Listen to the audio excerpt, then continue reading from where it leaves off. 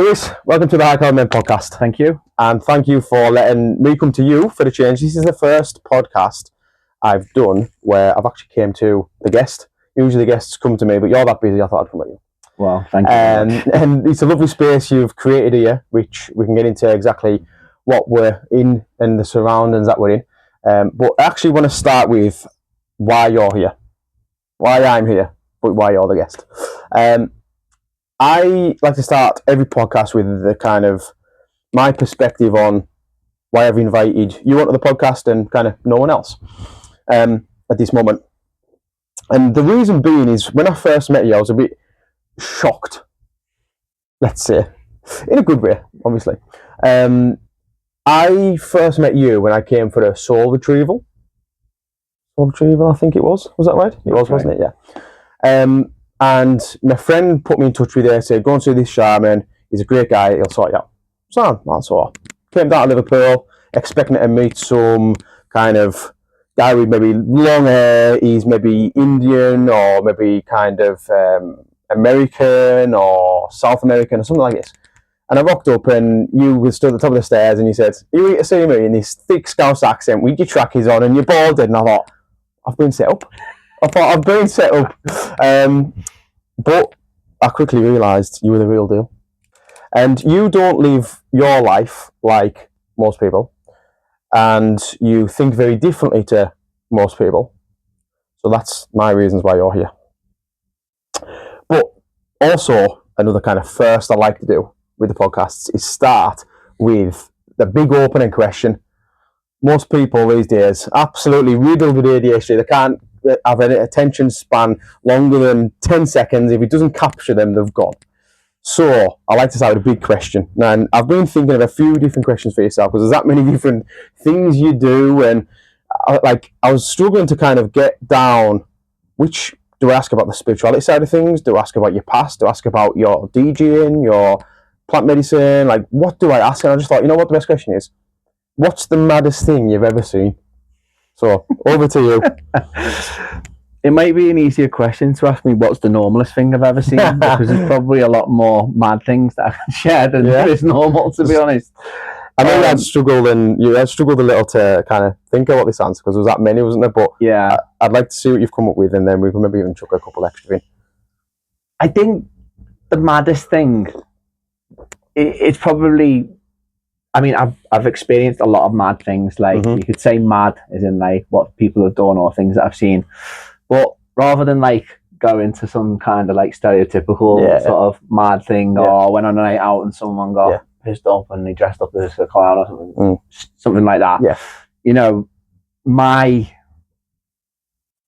pinnacle of what I would say was mad was actually something that was quite profound and quite like supernatural. So I think because you kind of introduced me the way you have, I think that we'll probably go down that supernatural sort of route, which I've had quite a few interesting supernatural things from seeing, you know, UFOs in, you know, even when I was growing up. When I was like in my teenage years, I've seen that, but I'm not even going to go into that. I wouldn't even say that was the maddest thing. Seeing a UFO is not the maddest thing. I can't really tell you what it is. Lights in the sky or something, you know, something that I couldn't explain. But anyway, so it's not that. It was actually when I was in a retreat in Portugal doing a range of different plant medicines, ayahuasca, San Pedro. It was actually where I'd done Kambo for the first time, believe it or not. It's quite interesting, actually. I've only just thought that was the start of my Kambo journey, this particular retreat. But we'd done a ceremony called the Native American Long Dance. And that involves using a plant medicine called San Pedro or Wachuma. It's not traditionally used with Wachuma, it's traditionally done without it, but in this context, we've done it with Wachuma. And what that involved is creating a fire in this maloka, which is like an outdoor tent thing that has like an opening in the middle and the sides are open. So it's just like outdoors, but with a shelter in case it rains. Yeah. And there was like hay bales around the outside. And then what you do in this particular ritual ceremony is, and this was led by this shaman from Peru. He's actually from the UK, but he lives in Peru. But anyway, so this particular ceremony, what we would do is in the daytime leading up to it, we'd all draw what it is that we want to manifest into the world, or what we want to give back to the world. And it was like a sort of creative exercise. And then in the evening, we'd pin up all the paintings around the outside of the Maloka, that's what it's called, this outdoor arena. And what we would do is, so we would take the San Pedro, and then we would then dance anti-clockwise, or walk anti-clockwise around the fire for 4 hours while someone's in the middle banging this drum. And we had a rattle as well, we could use instruments. It was the first time that I'd ever like had an experience. I'd had psychedelics before, which is all an internal kind of experience. I'd never had to experience anything kind of supernatural until actually that moment. And I suppose it's not really that, but it's supernatural to most people, but when you understand and work with energy, it's not so supernatural. So basically what happened is, so for 4 hours we were dancing around this fire, and I was just in a trance, and I was just dancing around. I had this rattle, and I was shaking the rattle. But for the first like 10-15 minutes, like I'd only just taken the medicine. It takes about an hour to kick in. I was already like in this visionary state, and I was dancing around the fire with this like scorpion image, and this scorpion was just like there constantly. I was loving it. The more I was rattling, the more I was like seeing this scorpion. So it was more in tune with the rattle and the drum than the medicine has probably enhanced that. But like when I was rattling, it was like becoming more and more prominent, more and more alive. I could feel the energy of it, which is interesting. So I was dancing around the fire, and the next thing, and I realized that the scorpion was like coming closer to me, and it was getting bigger, and then it came into me, and then I was the scorpion, and I could feel like the scales on my skin, and I could feel my body like this, and my hands were like moving like pincers, yeah. But then I had this power from it. I had this energy of like, I felt like what it was like to be a scorpion, and there was like power there, and there was like ferociousness, and I was just dancing around. I was like, oh my god, this is amazing! Like I've connected with this like spirit animal.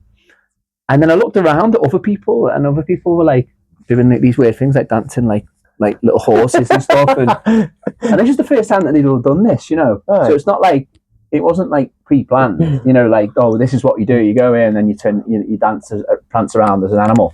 But this is what was happening, and I thought, oh, this is bizarre. But actually, what we were doing was dancing around anti-clockwise, and that's to go into the lower worlds where the animal spirits. So I didn't know any of this, right. But it was actually, when I found out about it, I was like, oh my god, this is like, that's what's happening. Wow, this is real. Wow, you know, this is actually something that's I experienced that firsthand. But what was the most supernatural thing about it is that, so after 4 hours of dancing one way, I was more tired at the beginning than I was when I come in towards the 4 hours, and then they stopped the drum, and then all of a sudden I was like, oh my god, I feel like I've got no energy. Like the energy's like just gone. It's almost like it just worn off. You know, the sort of what had been created, that energy. And the next thing, like, right, now the other direction. I was like, okay. And it was like, whoa, it was like swimming upstream, you know, like trying to go the other direction until the energy started going that way. Next thing, people were running around backwards with their eyes closed. And then no one would bump into each other, and we were just swimming around in this like vortex of energy, and we were all just going backwards and it was just, and I was literally running, sprinting around, and it come to like 7, 8. So you just do it all night, and it was coming up like the sun was starting to come up, and keep going, and we're still running around, so high as a kite. Okay, off me trolley, big time. Wow, loving it, you know, like high, like really loving it. Wow. And then what happened is, so there's children who were staying at the retreat. They weren't in the ceremony; they were in bed. But like there's, you know, people minding them and whatnot, parents and stuff. And then they all came down in the morning just to see what was going on. They must have felt it or something. I don't know. Like they were really intrigued about what was going on, and they were like, "Oh wow!" And then some of the kids like ran into the circle, and they were like, "Oh!" Like all overwhelmed. The children were like falling on the floor in like hysterics, like, you know, like just like their eyes were like that, like pupils massive, just like just like because they'd entered into that space that we've all created. Crazy. This energy, and that was, what was really interesting is that the fire, he looked at the fire and it was a vortex. And the smoke that was coming, it was like that all the way up to the top. And it was like, we created this like magic. Nuts. It was, like it was magic. I'd love to know if science could explain that. Do you know what? I think that eventually science will be able to explain things like that because energy is, energy is something, Einstein's theory, isn't it? Was it Einstein? Yeah. Energy cannot be destroyed, it's only transformed. Yeah. And essentially that's what we're doing. We're transforming the energy. The energy that we're kind of channeling into us, we can actually give out. It makes sense, like, with the shamanic healing that I do and energy healing. We'll go into that, I think, next. That was certainly mad. That's one mad one. That kind of image I just had of you all sprinting backwards, but it was almost beautifully explained. It was beautifully explained, but the image was almost like music. Like you're all just, synchronized. Exactly. That's what it was like. It was like a harmony of people and energies. Great. Yeah, I'd probably say that was one of the maddest things that I can think of that I've experienced. That probably would be mad to people who are listening. Yeah. Do you know what I mean? I think if I'd have shared anything else, like, in childhood, I watched someone get run over, or Is that another one? No, I did. Yeah. Wow. Go on, give us a couple of short, quick fire ones. Then there was even two of my best friends were killed on a motorbike that was stolen. Ah, no way. And what happened was they were drunk, and they come back after they'd been on a night out, and the stolen bike was there, and we were sat in there in one of the guy's flats waiting for him, and he took the stolen bike out and crashed and died. Both of them. Wow. Killed. And then we ended up. And we just we were on drugs at the time. We were taking E's, and it was I think at the time I'd just double dropped 2 E's when it happened, and it was the only time that I'd ever probably not come up off a pill. Well, Well, so that's completely different extreme situation, but I could have went into that shock factor, but that's a good bad one. That's a scorpion thing. Why do you think is that your spirit animal? Is that why a scorpion? Do you know? I have no idea, to be honest. I do feel connected. Well, I am Scorpio moon. I don't know if you know much about moon signs, because everyone knows about their fire sign or the sun sign, which is like the star sign that you would typically know based off your date of birth. But your moon sign is something that you can calculate based on the time that you were born. Right, Claire's done this with us. Yeah. So you have your fire sign, your sun sign, which is how you basically show up in the world, but your moon sign's your inner world. Cool. So which is different. Cool. You the way that you show up is different to how you are within yourself. Yeah. No one sees the moon sign.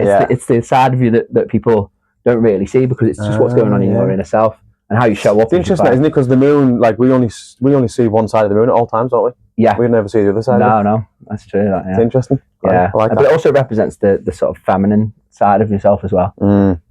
Cool, right. Many different places we can go from here. I want to kind of bring it back down to earth. That's some mad shit. Even I've heard a lot of mad shit, and that's mad. We can go back to earth. That's a mad one. So, for someone who is a bit almost calling bullshit, I want to get them on board. Yeah. Normal kid from Ellesmere Port, is that right? Yeah, that's where I'm from. Yeah. And how old are you now? I'm 38. So let's go back to your childhood. Just quick description, brief, kind of normal. Was it not normal?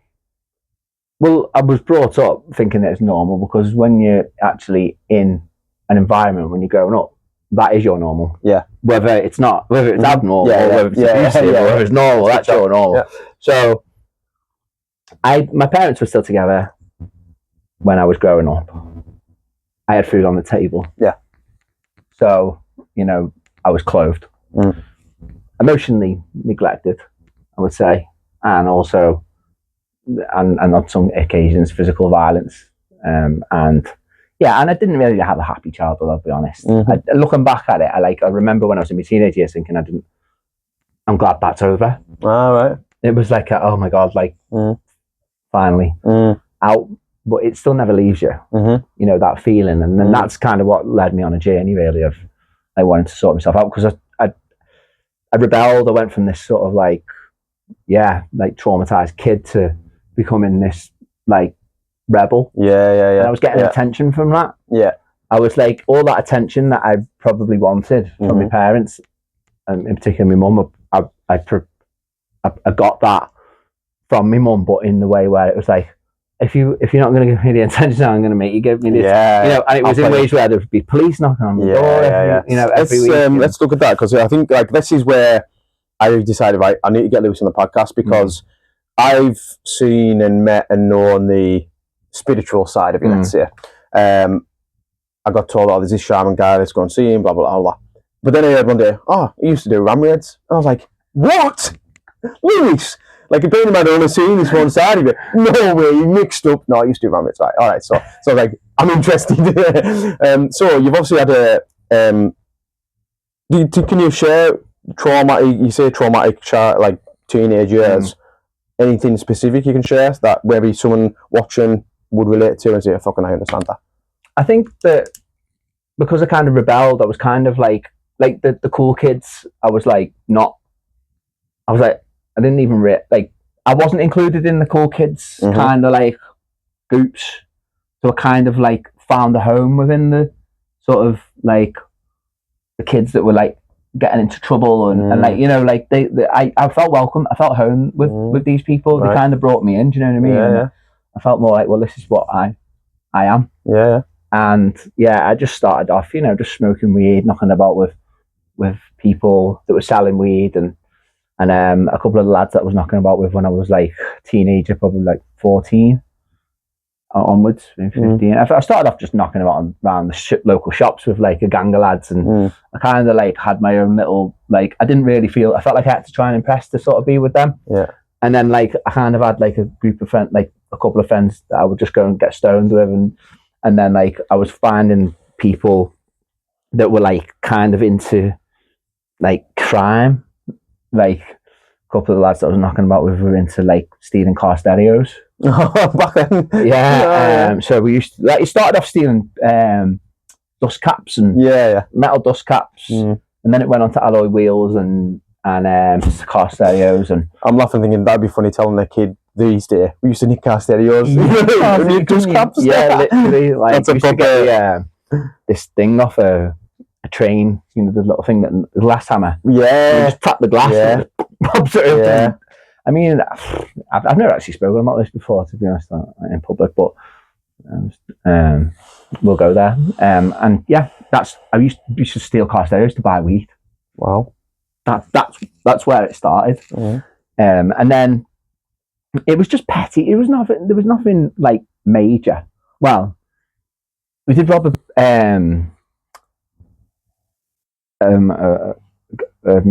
what are they called? Gambling machine, fruit machine, in a pub. Did you? Yeah. How? Explain what happened. We'd like broke into the pub while it was shut. When it shut at the end of the, and Well, the bar and just like was it like a proper plan? Well, I didn't sit down with paper and think about it, but it was planned. Yeah. But it went from car stereos to something that was getting a little bit more money. Do you know what I mean? Yeah. I kind of went away from that. Did you get much money out of it? Oh God, you're talking a couple of £100. Oh yeah. I'm interested. It was, you know, it was just to get my weed, really. I used to just do it to buy weed, because that was all we'd do. We'd just sit and smoke hot knives and buckets. Like, you know, like that's what we'd do, sit around and just get stoned. Wow. And then like just think about how we're going to get more money. So we ended up on fruit machines, and then what is a ram raid? I've never done a ram raid. Like, I don't know where that came from. Damn. I've never done a ram raid. Like, I've been in a car. Yeah. But they couldn't do ram raids, and there was what even is a ram raid? A ram raid is when they get a stolen car and drive it into a shop. Right. And then steal the stuff from the shop. But no, I've never done a ram raid. I've actually, I had been in a car when there's been a robbery. That's probably the worst. Yeah. When not house robbery, like a bookmaker's robbery. Book or gamblers, bookies. Yeah, bookies. Yeah. But that was later on in life, and it was like I was in a bit of a desperate time. I wasn't actually involved in that. Did you know it was going to happen? Like, yeah, I knew it was going to happen. Yeah. But you just sat back thinking it's got to do with me. I was kind of just involved with the people that were doing it, and it was actually when it was getting set up. I was there, and then I started a new job. I literally started a job, literally just at that time. And I thought, I can't do it. And I was thinking about getting involved in it. And then I got some other lad who I know, one of my mates, he actually got involved in it. He was like, oh, I'll do it. I'm just driving the car off, basically. Oh, no, it wasn't. He was going to walk into the bookmakers and open the door. Well, while they did the robbery. Wow. But what happened is the guy went in, and then 2 years later, the police done the investigation and he got caught. 2 years later? 2 years later. Oof. And he got sent to prison for it. Oof. So it was a bit of a narrow escape. So, I mean, all these things that like happened, it was just like, when I was in the situation, I'm like, how have I even ended up in this situation? Yeah. I think I was never like a malicious person. Do you know what I mean? I think I was just with the wrong people. Yeah. If that makes sense. I didn't want to like steal from people, or I've never like stolen from someone, like robbery, street robberies or anything like that. It's like I just kind of was just involved in a group of people. A victim of your environment. Yeah. And I didn't really have. I was just in a fog. I didn't have no purpose in life. I was just like going along with, we needed money, to buy weed and other stuff and drugs and whatnot. And then that kind of led down the wrong path, really. So that leads us to the big question of what was the turning point you sort of said, right, that's enough, I'm changing my ways. What was the catalyst to that? So the catalyst was, it come to the point where I was selling drugs and I was driving around all day selling drugs. And I needed to sell the drugs because I owed some big drug dealers quite a bit of money, because it first started off just selling like little bits of coke, and then I was selling big bits of it, and then people from I was selling it like county lines, other people out of town, and I just had a few. I only had a few customers, but they were buying quite a bit, and I was just like great, and I was partying at that time hard, like just had nice car, flat, and I was just like just getting smashed all the time basically, and just had this money rolling in. And then it come to the point where the lads were like found a better source, they were getting it cheaper elsewhere. And they kind of conspired together, they knew each other. And then you just went, we're not buying it anymore, we've got a better source. Oof. And then I was like, okay, but they owed me like 50k or something. Was it that money? Oh yeah. Wow. Yeah. Yeah. And I owed my dealer about 50k. I'm not. That's how much it was. I know. I'm thinking back to it now. I'm thinking, Jesus, I've got shot for that. Yeah, could have got done in for that. It's a lot of money, that. And anyway, so what happened is, I started paying. I was still living the lifestyle that I was living. So they were paying me off. They didn't pay me off. They paid me off in chunks, and I was paying it straight to the guy. But I was also spending some. So when it come to it, and they paid me off, I still owed these lads about 20 grand. Fuck.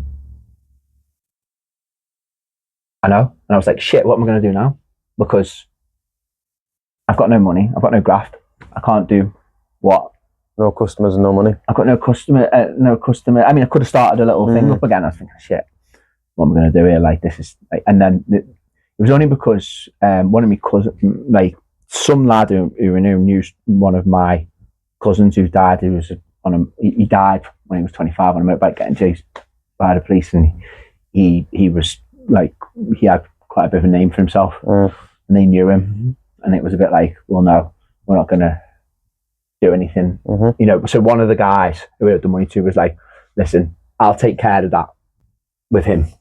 I'll get the money off him. Because the other people were pressuring him to get the money off me, do whatever way possible, and then get legs broke or something. So anyway, he was like, we need this money, and you need to start paying me this. So it was like, he was letting me pay him like 500 quid a week. Still a lot of money, that is. I wasn't going to get 500 quid a week without doing something, So it drove me into back into the. But it drove me deeper into the underworld. Right. It drove me into like working with people that were bad people. You know, like they were bad people. They are bad people.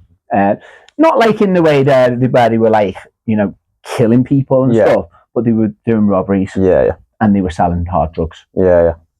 So then that led me into that darker world. Then I started selling drugs. Like, and I was getting paid like 150 quid, 200 quid a day. Driving around, selling to someone else. So that's what I was doing for about a year. But then I was starting to using drugs. So I started getting, you know, I was paying the debts off, but I was in drug houses and I was using drugs. So that was hard then because I was becoming addicted to drugs. And then I had to pay the debt off at the same time. But the problem was I was still in this flat that I was paying for, like, you know, nice flat, the car. I had to get rid of the car. Yeah. I had to buy a shitty car to run around in. Yeah. Which after being a drug dealer would know that being hard because you've got this image of being a drug dealer. No, but people knew it then. Was it? Yeah. People knew I was going down that path. Right. Yeah. I didn't like, you know, people who I was sort of like more friends with who I'd go out for a drink with. I wasn't doing that anymore. Yeah. Do you know what I mean? I was like losing loads of weight and looking like I was going down a road where I was either going to die or end up in prison for a long time. There was no real other avenue to go apart from them two options. Yeah. You know what I mean? Yeah. So it come to the point where the police knew what I was doing because it doesn't take long before the police are onto you because you're driving around to these houses that's the same ones all the time. There was a situation that happened where I pulled up outside someone's house and I was with one of the other lads. He was in the car with me and he had the drugs on him and I was driving, and then the police pulled up behind me and they were in an unmarked like transit van. And I thought, he was like, shit, the police, like, go. And the guy, the punter, was waiting on the other side of the road. And it was like, shit, we're gonna get caught here. This is it. And then he was like, go. So I ended up driving off, took a police chase all around Bethany Port, like, just, wow. Yeah, getting chased in the GTA shit, that. Yeah, ended up getting off, ran across this railway bridge, escaped, helicopter as well, and everything. No way. And then ended up hiding in this house for a while. But it was my car, and the police knew. Yeah. It was my car. So it was like, how am I going to get away? How am I going to get around this anyway? So I come up for what I'm going to do. Because they were in an unmarked car, and there was gypsies driving around at that time who were robbing dealers. Right. So I was like, I know, I'll come up with this like story that like I thought that they were gypsies. So I went back to the car like a few hours later. Just walked up and the police were all there around the car, like, and they were all waiting. And then I just like stood there thinking, should I go and say anything? They were looking for me and I was stood there. Yeah. And then I went and spoke. So I said, this is my car. Yeah. And you're like, he went, this is your car? And I said, can I take you down? And he went, right, okay, you're under arrest. I was like, yeah, I thought that you were gypsy. They were like, just ignored me anyway. Anyway, I ended up going to getting charged for dangerous driving, failing to stop. And then when I was in court, I even went to court off my face. Did you? Yeah. Fucking hell, mate. I know, I was off my face. And I'd been up for days. Whoa, and then, mate. I know. And then I went. I've heard these stories like just on the grapevine, bits and bobs, but not fucking. You know what I mean? Yeah. So I went into the into the court, and I was adamant that I was going to go in there and say no. I thought that they were police. You know, I thought that they were not they were. I thought that they were gypsies, and then they ended up. They had like a police officer that was like a witness. And he was apparently one of the witnesses that was, you know, in the police car. He had high-vis jackets on and all this, like full luminous yellow jacket. My solicitor was like, "Feel guilty." And I was like, "Why?" And he was like, "Honestly, because like they've already, you know, they're gonna, because the story that you're gonna say, if you go not guilty, you're gonna end up in Crown Court and you're gonna end up in prison. Yeah. He's like, I'm telling you now, like, you go not guilty, you're up against all these. Yeah. And you're gonna go to prison. And I said, okay, I'll go guilty. And yeah, they'd already said, the police, they said the state, they said they stood up and was a witness and said that I was like nearly hitting school children and that they got out the car, tried to restrain me, and I got back in the car and drove off. And I was like, and I was standing there thinking, that's not true. Wow. I was like, he's lying. Wow. He was lying. And then this solicitor was just like, wow. Just go guilty. Wow. Yeah. So I did. And then, when I went to sentence, when I went to sentence, he was like, you know, more than likely go to prison for that. And that was a big wake up call. And, it didn't happen. I got a suspended prison sentence, and community service. No, I just got a 2-year suspended prison sentence, and then I had to do probation for like 2 years, like every week. But then I ended up having to get another car. No, sorry, I didn't. Oh my God, sorry, I'm just retracing that. I ended up driving the same car. Oh, right. Because I didn't have the money to get another car. Yeah. I knew I needed to get another car, but I still ended up driving the same car. So what was happening, I was still going around the same places. And the police officer, I was hot as a pancake then. Yeah. Because I was able to get that car out of the compound. Right. So I got it out of the compound and then I'm driving it around. I'm, you know, it's a death wish. Yeah. That's where I was at. Yeah. And there was just this one day, I remember I was in my flat. And I used to do this quite often anyway, because I never used to keep anyone in my flat. I would leave my flat door open at night because I just had a feeling that they were going to come. Right. And I thought, at least they're not going to kick the door off and I'll have to pay. Man, that's insane. I know, that's what I was thinking. But anyway, no, they didn't. You're that confident they were going to come, I might as well just leave it open. Yeah. Wow. Just because I didn't want them to kick because it was in a flat, a nice set of flats. I didn't want them to come and damage the door. Wow. And I'd have to pay for it. Wow. I know. So anyway, what happened is this one day I kind of had this feeling that something was going to happen, and I was just driving around, and it was just like this.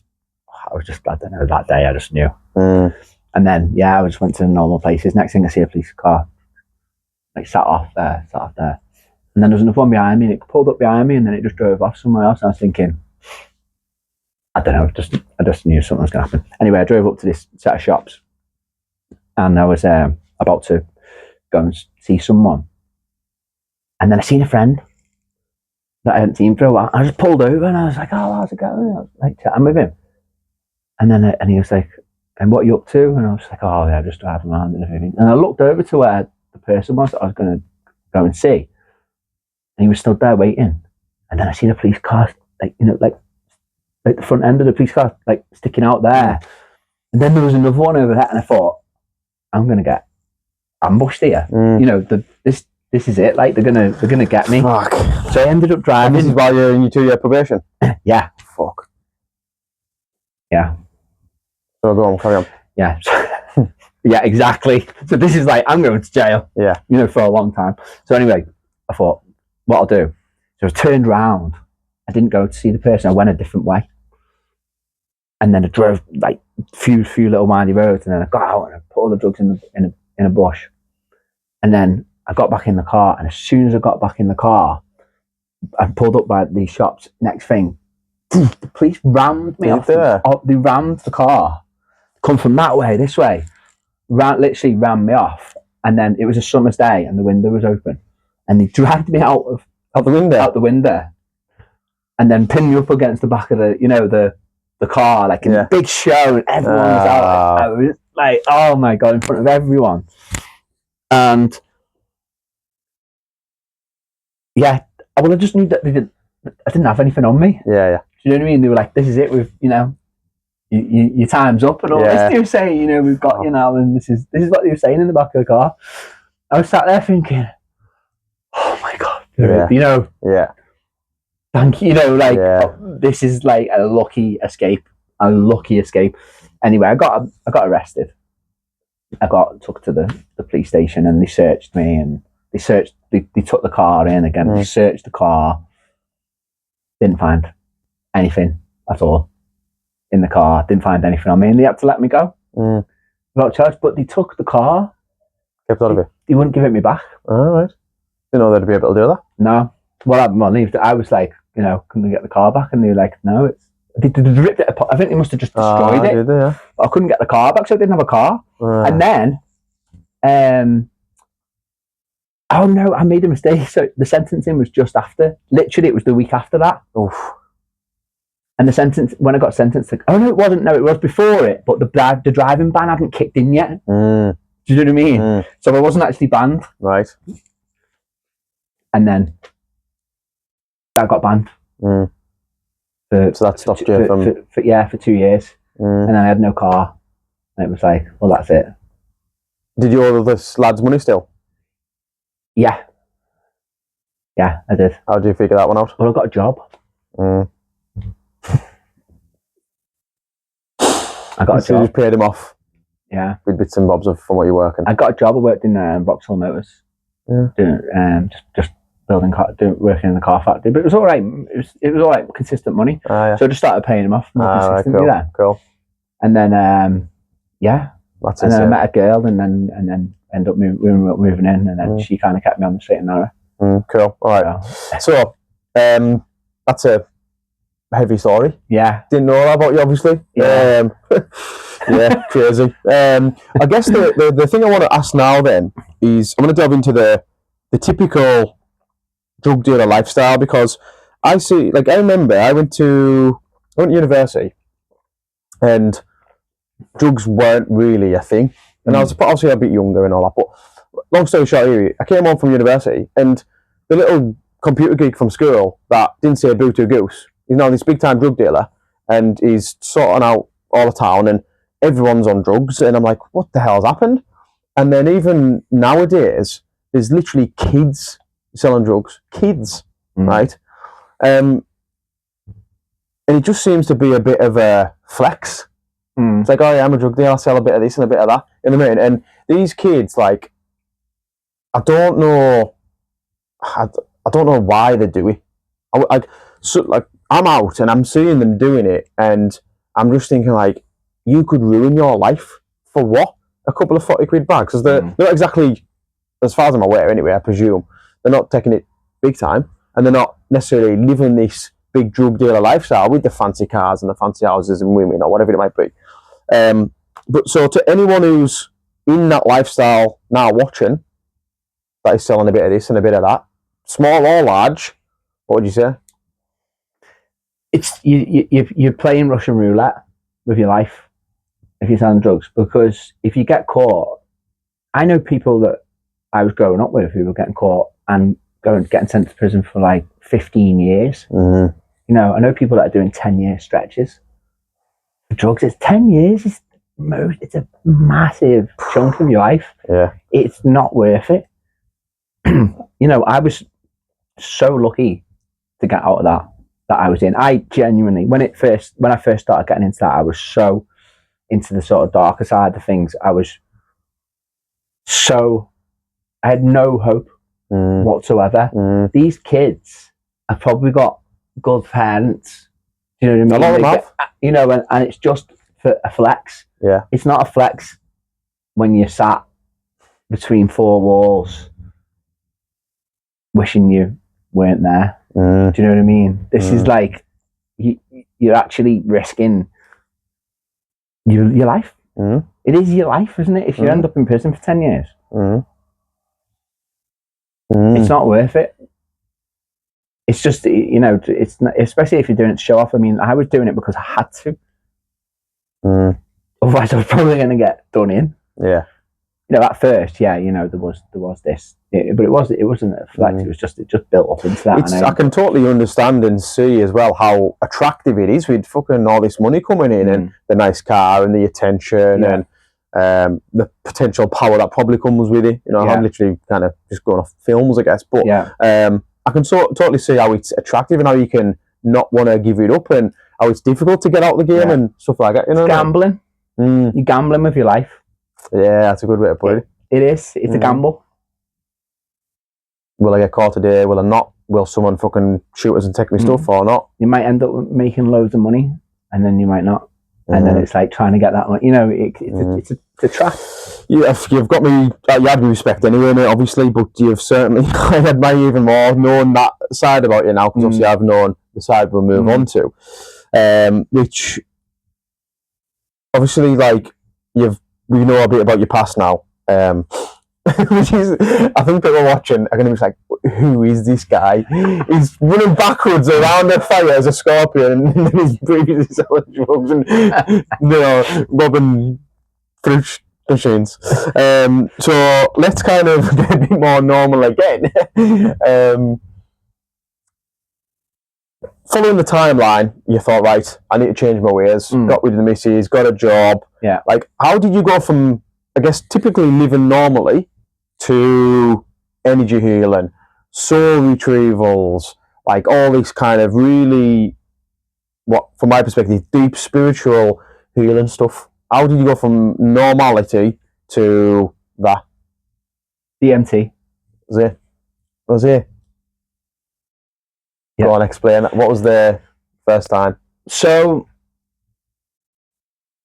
I'll try and build up a little bit to that. So like in the years building up to that, so like a couple of years of when I was like working, I was starting to get regular income in. I was starting to like go out again. Like I was going to like raves, because I love electronic music. So we'll probably explore that as well at some point. But like I was DJing as well. So I was going to events and I was DJing. And I also had my daughter as well. So I was seeing her every weekend. So I was sorting myself out. Yeah. But then every other weekend, I would probably be DJing somewhere, and I'd go to like a party, some kind of rave. And I was very interested in psychedelics. And I always had been, to be honest, because I first had my first mushroom experience when I was 15. All right. Because they used to grow on the school field. Yeah. Did they? Yeah. So I was quite familiar with that. And actually, with the exam results with it roofing that skill. When I first ever done mushrooms, it was the spirit. I felt connected with it, even when I was younger, and I was still in that sort of like environment. I still always felt that there was more to it. I felt it helped me actually, and I revisited it, not mushrooms, but like I was LSD and MDMA, and I was still like, and it was better than doing the other shit. Do you know what I mean? It was like, at least it's not addictive stuff. It was. When you're DJing, what was the switch from like coke and pills to, I guess, this side? Because with DJing, being in the raves and stuff, surely you were around all that stuff as well, were you? Yeah, I was. Yeah, and I was still dabbling with that, but afterwards, after party kind of thing, that's when the other things would come out. And I remember it was like ketamine, having some like psychedelic experiences with ketamine and with LSD. And there was one experience, I was in Blackpool with a group of friends, and we were all doing ketamine and LSD, and we were in this hotel, and it was just, I remember having this experience where we were all like connected in this, like, we were in this hallway, and it was like the hotel, and there was a dead windy day, and it was like the hotel was just like this vortex, and it was like creaking, and I just had this image of this like green goblin sat on top of the hotel, twisting the hotel like this. And it was like the first time I'd ever like experienced like what you'd class as like an entity or something. All right. Do you know? So that then ignited an interest in psychedelics. So I was like, that's interesting, that. I remember even reflecting on it afterwards. And I actually, interestingly, remember after that weekend, I felt really refreshed. Even though I'd been drinking as well, I was like, I feel like something's really like cleansed me through that experience. Anyway, I'm not encouraging people to be taking ketamine and LSD and stuff like that. But it encouraged an interest in psychedelics and like entity. And I was Google searching like, has anybody ever had an experience where they've seen a green goblin thing? And then that DMT popped up. Ah, right, yeah. And it was like DMT, people saying, oh, they see these beings all the time, and and I was like, wow. So this was 2010, and I was like, I need to get my hands on some of that. Can anybody get their hands on DMT? And I managed to find someone who could get it, but you could only get this little wrap. And a couple of friends, we planned to do it together, and we all done it like together, but we didn't have quite enough. But then we were all drawn. We were like, did you see that face? And we all like drawn, and we all drawn the same face. I love that. And we were like, wow, this is something special. But there was only one more bit left, and my mates went, this is for you. This is for you. You need to do it now. You know, go in properly. So I did. Just boom. Next thing. Wow. Even just thinking about it now, that experience. Wow, it was one of the best experiences I've ever had. Really? In life. Yeah. And there was just like, it was just instant, like this knowing. And then there was like these 4 huge like beings, like gods. And they like came into me, and it was non-verbal communication, but there was a telepathic knowing of what it was that they were trying to show me. And they were trying to show me, believe in yourself, but it was like, woo, they were pouring this energy into me, and it was like, we've been waiting for you your whole life. Okay, now we've been waiting for you your whole life. And it was like, quick, we want to show you. And they were showing me all this like magical things, all these hieroglyphs, and it was like, see, this is your reality. This is what you need to be doing. I didn't understand at the time, but it was like, you know, you have it was like, you've got a purpose here. That's what it gave me. And from that day onwards, for like 6 months afterwards, I was probably the best, happiest I've ever been in my life. I had the most, just full of like, wow, this is like. Was it a light switch moment, like when you came out the trip and you were just like, were you just changed from that moment forward? Yeah, I was instantly changed. And it was like, I just knew, I just had faith. There's a spiritual world out there that's so much more intelligent and profound than what we could think. And I think, you know, I've just come from this world, nearly ended up dead or going into prison. And now I've had this experience. And it was just this knowing that was in me that I've got a purpose in this life. And that's what gave me that motivation to move away from all the drugs. Yeah. Cool.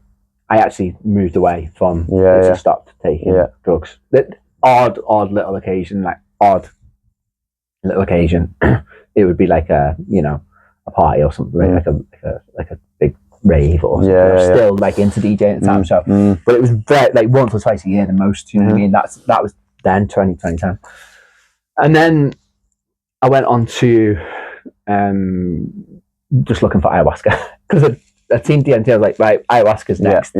That's my next milestone. I knew it was going to be. So you're still working at the car place, and you're just kind of going down this psychedelics route. First ayahuasca trip? First ayahuasca trip was in, I think it was 2013, but it was definitely 2013. It was in Milan. Right. And I found a conference in Manchester, and they were talking about ayahuasca, and I was like, ayahuasca, looking at its all through. And it was like this conference that was taking place in Manchester. I thought, I'm there with bells on. You know, I'm there before it's already started. Class. You know, because I was so interested in it. Because what the DMT had done for me, I thought, wow, there's a technology here that like people that know how to work with. I've just gone out, boom, blasted off into this space, and there's actually people that understand and know how to work with it. That's what drew me towards ayahuasca.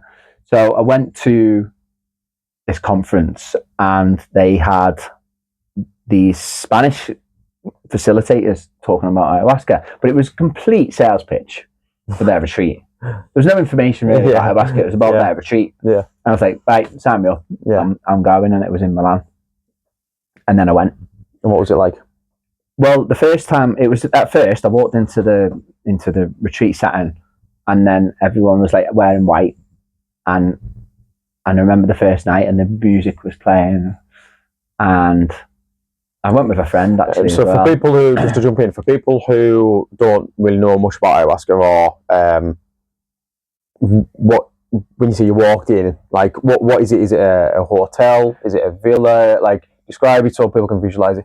It wasn't a hotel or a villa. It was a hall, and everyone had the little mattresses and beds around the outside of the hall, so you slept in there. And ayahuasca, I've mentioned on the previous podcast, but for anyone quickly who doesn't know what it is, it's Oh, you can explain better than me, go. It's a plant medicine that is used by indigenous tribes of the Amazon. That's where it originates from. It's a combination of two different plants, and it's what people would technically categorize as a psychoactive substance. So you have it induces an altered state of consciousness, but it has medicinal quality to it. So it can help you to process trauma. It can help you to see things in different ways, and it can help you to purge out. It's a purgative medicine similar to Kambo, where that like will find distorted energy or something that shouldn't be there in your body, and it'll get it out. And so, like, I'm aware we store trauma in our body somewhere, and ayahuasca can help kind of get that out. Yeah. Whether it be a mental change towards that and a different perspective on it, or a physical purge where you're sick or whatever to remove that trauma so it no longer affects you. My belief, my philosophy on life is that as above, so below, as within, so without. And that like can be described as, for example, your mind. What's going on in your mind is going on in your body somewhere. Yeah. I believe that. I believe that your body is a microcosm of your mind, and your mind. If your mind's not right, your body's not right. Yeah. It's the same with yoga as well. I mean, we can go into all this. Like you're stretching out yoga. You can have emotional releases. You can burst out and crying, because the stuff's stored in all over our body. I believe that to be true. I know that to be true. Yeah. Cool. And if your body's not right, your mind's not right either. Yeah. 100%. And I believe as well, if your body and your mind aren't right, then your world isn't right. I believe that our mind and our body are connected, but also our body and mind are connected to everything that's outside of us as well. Yeah. That's my philosophy. But ayahuasca and Kambo, for example, they work by like clearing the distortion of the that's in the body. Cool. But then that also clears in the mind as well. So you went to the ceremony at Milan, and you walk in the hall. Everyone's sat around the edges, mattresses. You take the ayahuasca, drink it. What happens? Well, the first night that I'd done that, not much happened, to be honest. I was like, not really much is happening here. I need more. And they were like, no, not tonight, tomorrow. I was like, oh. And I was just looking around, and then there was like people dancing and like doing all this, like they were all like in the flow of the medicine. I was like, nothing's happening. Yeah. And I was thinking, this is a cult. Honestly, you've been to the sales pitch, they've converted you, got you over. They've got me money, and all these people are dancing, and like, they're not even feeling anything. Like it's a con. It's funny that I know when during one of my ayahuasca ceremonies, I actually had a friend who had a bit of a rough time for it a while, because he's seen this altered state of the room, and he freaked out a little bit. And the following night, I seen the same perspective, and later on we spoke, and we were like, fucking hell, yeah, I'd get that. And what it was almost that there is a lot of difference, mind, but there's not much difference between an ayahuasca ceremony and everyone off their heads, everyone raving and dancing, to a pub where everyone's drunk or off their heads, raving and dancing, and it's altered states of consciousness, both ends. You know what I mean? So we've seen this thing of, oh my god, it's a bit of a cult, and we're just here to be like brought in, and we're almost a victim of this cult. You know what I mean? So it's funny you mentioned that, because me and my friend have also seen the same thing. You quickly realised, no, it's okay. But even if it was, it's a decent one. yeah. I came to realise that as well. Like, I mean, on that first night, I was thinking, God, look at these people dancing like they don't care. And I was like, I thought, oh God, you won't catch me doing that. That's what I was thinking. I think in my head, I was like that. But I did notice some things. I was noticing like things about my daughter. Like, I was starting to think about, I need to try and make an effort with my daughter's mom to try and sort things out, because we were a bit ropey at the time. So there's like on and off things going on with my daughter's mom, seeing Alicia and like being a part of her life. I was a part of her life.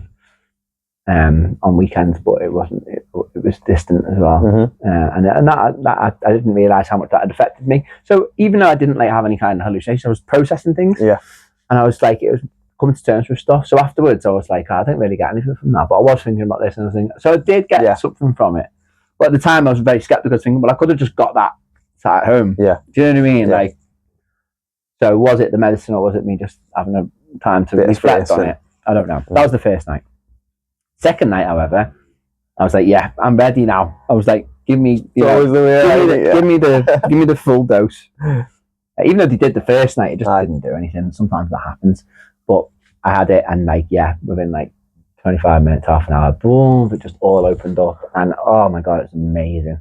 So let's really try and get specific on describe and what you were experiencing, because again, a lot of people watching would love the idea of ayahuasca, but I think fear holds them back because they just don't know what to expect. And even you describing now, if you could describe it very, very, very clearly, it's still, they shouldn't really expect that because everyone's experience is different. Yeah. But if we could give it a go to remove a little bit of fear, what was your experience like? This experience was definitely the best one to describe to remove a bit of fear. Cool. Because this one was amazing. It was incredible.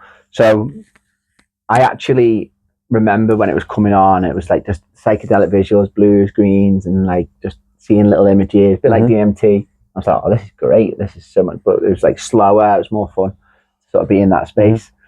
And the next thing I was like, who's that? And I seen like this, like a figure, like a person. I was thinking, who's that? And I was thinking, oh my God, it's me. And I seen me. The first time, it was so surreal. Like, is this eyes open, eyes closed? I think I had my eyes closed. I was just journeying. Oh, right, yeah. And then I seen me. And I was just watching me. Just observing myself. And I was kind of like, I'm actually all right. I was, it was like observing me from like how someone else would observe me. Yeah. And I was thinking, actually, because I think that I just didn't really value myself very much. So I was looking at myself, I was thinking, actually, I'm not bad. I'm all right. I'm actually quite happy, with the person that I am. I'm not a bad person. Yeah. I'm all right. Like, I'm quite cool. I'm quite like, laid back, and I can have a laugh and, and not take things too seriously. And it was showing me just going about my life, which was interesting. But then the next part of it, I was on a spaceship, interestingly enough, and it was like technologically advanced spaceship. And this is all again just in your mind. Yeah. And I'm observing me flying this spaceship, and I could go anywhere, and I could ask anything. It was like I was in this like place of like I could know anything that I wanted, and I'd ask a question and get the answer straight away. Wow! And I was like, wow. And it was like scarily quick. I'd ask the question, boom, the answer, boom, the answer, boom, the answer. Do you remember what questions you asked? And then I was testing it. Then I thought, okay, let's see what. That's class. Let's see what I can find out. I was like, okay, what about aliens? Are aliens real? And it went, yeah. Took me into these like other planetary systems, and there was just like these like fucking like, civilizations and that, and like other spaceships. And I could just go anywhere. That's happened again as well on another journey that I went on, but maybe that's another time. But I was just watching myself, and it was like, oh my God, I can know anything. And then I got a bit like overwhelmed a little bit, because I was thinking, oh my God, like, what am I going to do with all this information? I need to like slow this down a little bit. And then I said, what else can you tell me? And I was like, what else do you want? And it's just said to me like straight back, like this knowing, what else do you want to know? So and then I said, what do I need to know? Good answer, mate. Well done. I was like, what do I need to know? And then it just all closed off, and it goes, oh, you don't need to know any of this. And I was like, okay, that's it. And from then, I've never questioned that kind of like things that are too much. I was thinking all that information in the universe could have come into me in one go, and I was thinking, no, I don't want that. Just implode. I wasn't able to process it, so I decided that I wasn't going to go there. And I was like, okay, cool. What next? And it was like, well, what you got to do now is, and it showed me like all these like little monsters, like me demons. That's what it showed me. It's like me demons. It's like you got to put all these in these cages. Wow. And then it took me into this space where there's all these cages, and I'd already put a few in. Wow. It showed me like the the drug use of me. It put me in these little cages. Nuts. Yeah, and then it put them in the cages. There was loads more like running around everywhere. It was like, yeah, you've got to put all these in cages. Wow. Reminds me of that film. What is it? The Gremlins. Yeah, that's what it was a bit like. That's what it was a bit like. But it was just profound. Like, but also after that, it was like, I was like, because it was only like the first hour of the ceremony or something. I think there's loads more to go. What am I going to possibly do now? Yeah. You know, I've been to the other side. I've learned everything about the universe, and I've learned this. I'm on a spaceship. What else? And then it was showing me that that I was gonna. It was literally showing me an image of me doing ceremonies. Really? Yeah. Yeah. Holding ceremonies, like big ceremonies. Wow. Like in big halls. Wow. And I was like, wow. On your first one as well, On the first one. Wow. And I was like, and it was like, you're gonna help so many people. And it was showing me going around to people's houses, working with people, helping. It was showing me, I was seeing me just being like of service to people. And I'd never ever considered that in my life. Wow. Until that moment. I never ever even dreamed of it. I love it. Until that moment. And it was just like, oh my God, and it's like, this is what this is what you're gonna do. And I was like, in that moment, just humbled. I was like, complete like re-evaluation of everything. And just came away with a new job. Literally, yeah. And I was like, this is something that I'm gonna do. How that was gonna happen, no idea. Class. Because I come away from the retreat thinking, I'm still working in this factory. How am I going to do that? I'm going to help people. I can barely help myself. I'm working like 10 hours a day. Yeah. You know what I mean? Knackered. It comes to the weekend. You know. So again, just for people who don't really know too much about ayahuasca and all that, and to try and get a little bit more specific about what you're saying there. So you're saying you see these things. Am I right in saying that when you see it, it's just like in your mind's eye? It's not like you see a figure suddenly appear here now. It's in your mind's eye. So when your eyes are closed, it's in your mind, right? And when you say these people are like telling you stuff, it's not little voices you hear. It's just a knowing. Yeah. It's like, and that's definitely something that stayed with me as I've begun to learn more psychic ability, which I've developed since then over the years. You know, that was coming up to like 11, 12 years ago. You know, since then I've developed like these psychic intuitive gifts, and it's like when you're receiving this information, it's not like something you just aren't thinking about. It's just something that comes to you instantly. And then that's like a knowing. Yeah. Now some people could just say, oh well, that's not, how do you know it's true? Off the bat, if you first ever had that experience, you're not going to know it's true until you start trusting that. So that's like how you develop your psychic gifts, really, or how you develop intuition. You know, everyone feels that. You know, you can go somewhere and feel that something's not going. You know, something like the time when I knew the police. Feeling. You get like a gut feeling. You get a gut feeling, like, and that's your intuition as well. It's your body speaking to you. You can do muscle testing, things like that. That's more of a like grounded approach. You know, where you can like test your body to see if your body's like, you know, if you respond to certain things. You know, that's like your body knows. And it's like that. Do you know what I mean? It's like a muscle test. It's like when that information comes, it's like you just get this resonance. Yeah, that's right. I think everyone can relate to that. You can walk in a room and you just know something's off. And there's nothing almost visually off. There's no one stood in the corner with a gun or anything like that. There's no visual or even like a auditory like anything off. It's just someone doesn't feel right. Yeah, exactly. I think everyone can relate to that's kind of like, obviously in the medicine as well, it's super heightened. So like it wasn't like like I said, it wasn't a voice. It was just this just knowing. Like I'd ask the question, but the answer would come. You know what I mean? Not in an auditorial way, just in this sort of like knowing. So obviously you finished that ceremony, you came home, you're thinking, right, I've got this new purpose, I've got this new job. How do I start it? Like, how do you again go from that to, let's move a bit further forward to, well, no, let's go to how do you get over to like the first, I'm going to help someone. And then we'll jump to today. Because so I was actually going through a lot of health problems myself. So I was thinking, I'm in a bit of a like, I had really bad stomach problems.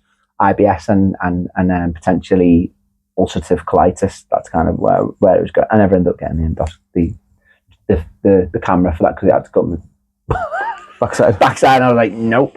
But I kind of knew because I was having quite bad symptoms that kind of correlated with that. But anyway, I had bowel problems and I had like brain fog, and yeah, my health was terrible.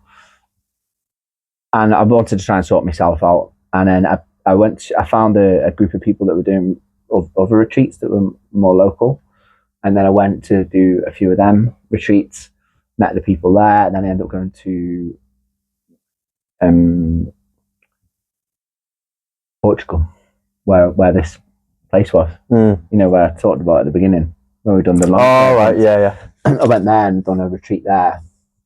And that's actually where they were doing the first Kambo training in Europe. Right. The first IAKP Kambo training in Europe, which was something that I'd heard about Kambo. Someone mentioned it to me, and I was like, why would anyone want to do that? Like, you can just take ayahuasca and you can have an amazing experience. Yeah. I was like having ayahuasca and I was having a great time. I'll be honest. Yeah. It was completely taking me in this, propelling me in this like really positive direction. I wasn't facing any traumas and stuff. You know, I purged every now and again, but it was all positive. There was nothing heavy that I was having to deal with. It was all good. Yeah. And then I went to Portugal, but actually I was suffering with quite a lot of anxiety at the time because I did have a large mushroom dose a few months before I went, and I freaked out and ended up having a panic attack. So on the trip? Yeah. I had like 8 grams. And then I ended up having a panic attack. Wow. And then it fucked me up. Wow. I was like anxious for like... Really, yeah? Yeah, for a while after it, yeah. So I went there and I was still anxious like, to Portugal. All right. And then I'd done ayahuasca anyway the first night. I was all right with that, but I still had this lingering anxiety. And then I'd done Kambo. I thought, I'm here now. I'll do it. At first I was like, no, I don't want to do that. And I thought, well, I'm here now and into doing it. They're offering it, so I'll do it. So I had Kambo straight after the ayahuasca ceremony. And I felt like this relief from the anxiety. And I felt this like clarity that I hadn't had before. I remember actually the first time I'd done the Kambo though. And then when I come back around from it, like that initial part, I was like, I'm not doing that again. Yeah. And then, yeah, so I've done it 3 times actually. When I was right. That's the kind of person I am. If I'm going to do something, if I'm going to go in, I'm not going to do it half-hearted. I'm going to do all 3. So I've done it 3 times. But then after that, what happened is I came home from there, trying to cut a long story as short as possible. But one of my friends who was going through a really hard time, and he'd been suffering like with depression and like drinking and smoking and a lot, and not having much luck with jobs, and his girlfriend had left him, and his mum had died, and lots of things, and he wasn't in a good place at all. And I suggested ayahuasca to him, but then I thought, oh well, why don't we just try this Kambo as well? I got one of the practitioners who was doing it in Portugal to come to my house and do it, and I invited my friend to come. And he'd done Kambo, and literally, I've never seen a change so profound. Really, like from going to like sort of where he was, and then he was just out running all the time, and he just like running from nothing forward. Yeah. What class? Yeah, and he's like, he's doing PT and stuff. He's gone down a little different path now, but it massively propelled him forward, and that was the moment. That was the moment when I was like, this is what I can do. What help people? What that practitioner was doing? Yeah. And I really, really wanted to do it. I really wanted to help people, and as soon as I seen that happen with him, I thought, this is amazing. How many people this can help? It's so much more accessible than ayahuasca, and I've seen the benefit of it. And then for me as well, I was like, oh my god, this is just the clarity I was getting. My brain fog was lifting. I was just like, I had a direction. Yeah. You know, at first it was like I had a vision, like I had a guide towards, this is what you're going to do. I was like, how am I going to do that? I don't know. Now it was like, it's on. This is how I'm doing it. Yeah. I got a redundancy payout from the job that I was in. Just like it all kind of lined up. And then I'd done the training. I trained in the meantime to do health and safety. I was thinking about maybe going down that route, like sort of management, health and safety and stuff like that. And then I actually got an interview for a job at a railway firm. It was like really good money, and I found out when I was away that I got the job. Well, they asked me to come back, and I decided that no, there was something inside me. I was like, no, this is it. You're going to do this, and that was it. So you went to learn to be a Kambo practitioner, and now you own one of the largest associations in Kambo practitioners. Yeah, class. Yeah, that's a good story in itself. Yeah. Let's go to you. No doubt, just probably started going to people's houses, a few customers here and there. Yeah. Again, how do you go from that to having one of the largest associations? Is it in the UK, the globally? Is it like as well? Yeah. Class. So how do you go from that to that? So many big leaps and jumps in its class. So I started practicing Kambo with people who were new, and then very quickly that built up into like a full-time job. I was doing I say, I wouldn't do any more than like 2-3 clients a day, like 2-3 a day. You with people for a couple of hours. It's like, and energetically as well, it can be quite a lot. People are bringing to the table some heavy stuff sometimes, like deep trauma and things like that. And when you're holding space for people, it's quite, even though it doesn't seem like you're doing that much, you still are. Checks out a little bit. You are, yeah. And then I would be doing that weekdays, and I'd be doing like groups as well.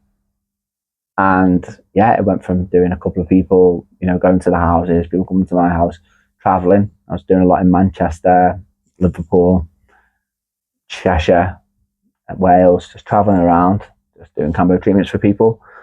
I was doing them at retreats, and then I was really busy with it. And the woman who owned the other association, the one that I trained with, she invited me to do the advanced training, and then I went to go and do that. And then she was like sharing with people that who were on that train that she was thinking about leaving. She was saying, does anyone want to take over? And at the time I wasn't in the right place to be managing a series. I was thinking about it. I thought, there's no way I'm I'm not capable of leading this now. And then someone else took over, and then she was like, would you like to be a teacher? And I was like, oh my god, yeah. I'd definitely love to be a teacher. I was so passionate about Kambo, because I was seeing so many results, amazing results. What's some of the things it can help and heal? So what I found that Kambo was the most helpful with is people that are stuck in anxiety or depression, or just just not productive. People that are in a rut. Have you had that term, stuck in a rut? People that needed something to snap them out of it. Yeah. Kambo, oh my god, it was just results, skin problems, PTSD, trauma. I was working with veterans and PTSD veterans. Really, yeah. I had people who were having severe skin problems, chronic pain, all getting results. With the PTSD, is it literally one session, a few sessions? No, I mean it depends, and it varies from person to person. Some people will have really, really good response to it in the first treatment, and some people will need a little bit more. Because that's obviously not easily sorted out and healed and removed. And it's not saying it's gone 100%. Yeah. But it certainly helped a lot with it. It massively helped people. It started them on a journey of change. Ultimately, I believe that in order to heal from anything, you have to know how to change. Yeah, this is what I love about the whole psychedelics, Kambo, all this area, because it's clearly so powerful. Because using PTSD as one example, I know a few people with it, and I've come across in my career quite a few people with it, and it's years of therapy, and it's so much change, and it's so much difficulty and hard work, and not fully getting rid of the issues, and it breeds in all these other different areas of life and relationships, and they can't go out in the pub without looking over shoulders and whatever it might be. And then I hear stories like this, and I'm like, that's fucking powerful. That's got them from step 1 to step 9 quick. You know what I mean? Yeah, it does. It really does. I find that with Kambo, out of all the different medicines I've worked with over the years, I find that Kambo is the most effective and the most sustainable long term for people's well-being. I find that with Kambo is that it's a holistic approach to healing. That's how I see it. It's not just if you go to psychotherapy or counselling, it's just the mind. Yeah. You know, like I said before, as above, so below, as within, so without. You know, I believe that you have to work on all of the elements. That's exactly what I do now with my clients. Yeah, you have to do it all. Mental and physical and emotional. You can't just do the physical. Yeah. You can't just do the mental. Yeah. You've got to do it all. Yeah. You got to do it all. And lifestyle as well. It's environment. I think if you tackle your lifestyle, I think first and foremost, I think, is you have to start fixing your lifestyle. Kambo can give people a boost for doing that.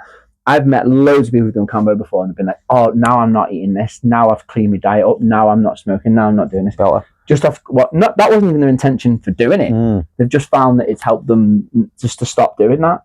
They just feel more cleansed. They feel like cleaner in the body, and they say, I don't want to put that in my body now. And you know, so I think that's good on that respect, that it can help you with that. But the more you work with Kambo, you can actually get into these like deep layers of trauma that I believe personally is that it's stored within the physical body. Yeah. What's interesting actually is the ancient Greek philosopher Hippocrates. He was a scientist, doctor back in the day, and you know they were quite clever people. The Greeks, like they've written thousands of books. You know, probably more than any other ancient history. The ancient Greeks have like these, you know, pharmacological books. They're the creators of medicine and pharmacy. You know, but anyway, Hippocrates used to study the bile consistency in the human body, and actually it was used in medicine up until like just over 100 years ago. Like understanding people's temperament through their bile consistency. Wow, that's nuts. It's crazy, that, isn't it? Nuts. Actually, the word humour comes from bile. It's like one of the Greek, it's actually linked to it. The word humour is linked to bile. They're called the four humours. Right. Cool. If you're humorous, it's like to do with your light sense of humour. It's to do with the light consistency of bile, because they believe that the darker the bile, it is more of a like melancholic. That's the word melancholic, which is like, you know, like a depressed person. They don't use that word anymore, but actually is a Greek word that is a terminology for a type of bile. Wow, melancholy. Wow. Yeah, it's so actually they studied it, you know, over years of like people's bile. They studied it from dead bodies most of the time, or vomit. Interestingly, because the Greeks used to use medicines that would make you vomit as well. They used to use, they had a whole pharmacopoeia of different medicines that they'd use to make people induce vomit. Yeah. And they can tell from the vomit as well, like the different, you know, like what different world, like different way of doing shit. This is what's happening with Kambo. It's purging out this bile. You can see it in the bucket. Different colours of bile, like light coloured bile, dark coloured bile. But then people are feeling lighter. It's like when you can see like a big purge coming out, and it might sound horrible, but like you see like a big purge of like dark green bile come out, and afterwards you can just sense in the person that something's left. Yeah. You know, a heaviness. Yeah. That the person hasn't processed. So I believe that like trauma does attract more. When you've got unprocessed trauma, you kind of attract more of this sort of like lower vibrational energy that manifests and stores in our body as bile. That's my theory. Yeah. And I believe that to be true. And over the years of working with Kambo, I've done like case studies of, so around that time when I was doing the advanced training, I decided I was going to start like researching, like doing treatments for free for people with different conditions. And I found that a lot of people would get so far with the healing and then they would stop. And then I realized, I'm actually writing a book about it at the minute called Why We Aren't Getting Better, because actually the majority of people don't want to be healed. That's actually something that I've spent, probably if I was in university I'd be writing a thesis on it, because it genuinely is apparent that people don't actually want to get better when it realizes that they've got to change. Yeah. They want to get better surface level, and they'll say that, but on a deeper level. Exactly. The change is too difficult. Because to let go of an identity almost, it's like people get so attached with their own stuff. I see it, mate, obviously with what I do and trying to help people develop themselves. There is few people that kind of do a full circle, let's say, and completely step into that new identity. That, like, because during almost every consultation, I ask the client to paint the vision of their future self. Who do they want to become? Like, and really, how do they think? How do they live? How do they act? All this sort of stuff. And it's such a clear picture. And I work on the physical, I work on the mental, I work on the emotional, and the ones that do all of that do end up getting there. But in this general world of kind of self-development, as I would call it, because I think most people would say, I want to improve this, or I want to improve that. There's very, very, very few people actually do it. True. Isn't it? It's true. Because it's quite painful to change. You've got to be okay with pain. There's on so many different levels as well. Yeah. From not just physical, I've got to push myself in the gym. Yeah. But then, well, that bad influenced mate who you've known for 20 years, well, you've got to leave him behind. Yeah. No, that's too much. I'll stay where I'm at. Yeah. You know what I mean? Yeah. And actually, I want to rephrase it, because I wouldn't even say it's pain. I would say pain is actually the resistance to it. I'd say discomfort, because it doesn't have to be painful.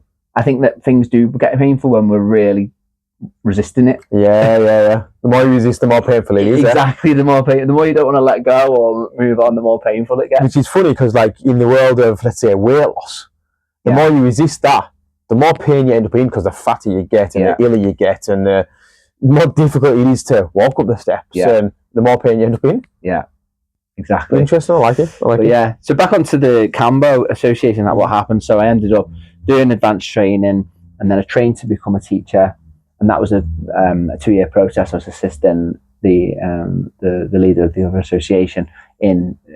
She founded this. She taught me. She's my teacher. I've got a lot of respect for her. Because of everything that she taught me, and we had a good relationship, but then that kind of like it fell apart a little bit because of the new leader that came in, and I just my values just didn't align, and then there's a few things that happened I'm not going to go into, but we ended up separating ways. And then because I actually was quite respected as a teacher, and there was people that wanted to train with me, and I'd left that association. I was no longer a part of it, and I was like, I'm not a teacher anymore, I've left. And then they were like, oh, can't you just teach me anyway? Can't you just teach us anyway? I was thinking, well, I suppose I could. This was a good few years ago now. And then I thought, oh, okay, yeah, well, I've got enough people that want to do it. I can teach. And there was actually things in the association I thought, well, I wouldn't teach that. I wouldn't teach that. So I just teach the safety and the basics and like how I would teach it. Yeah. And it come across really well. And I thought, okay, great. And then before I knew it, I trained like 10, 15 people. And then I thought, well, what's wrong with me? And then people would say, well, why don't you just create your own association? We have it between us. And it started off with just a small group of people, WhatsApp group, supporting each other. I was getting the Kambo sticks in from my source that I've got in the tribe. Yeah. And where's it come from? From Peru. Right. And then, after that, it just grown, and then people more demand for it, and then I was training people in different parts of the world. And how many have you got on now? I've got about 212 practitioners I've trained altogether. Class. That's all, 212 all over the... That's just in my association. Yeah. So I trained, when I was with the other association, I trained all in all over 100. Wow. Practitioners. Cool. So I've trained really experienced. Yeah, so I've been teaching for 8 years. Cool. Let's go on a slight tangent, because you also, apart from Kambo, you do a hell of a lot of other stuff. Yeah. Can you give us a list? Yeah. So I came to you for soul retrieval. Yeah. Which, what the hell is soul retrieval? Yeah. I didn't have a clue. It was my friend Claire that put us onto it and said, this will sort you out, this will out, blah, blah, blah. I can't actually fully remember why I decided to come, but I remember what you said. I was lying just in the other room, and we were doing a bit of a meditation. I remember lying there thinking, these fucking scousers just making this up. There's nothing there. I'm not feeling anything. I'm not. Now it's changing. I'm just lying here.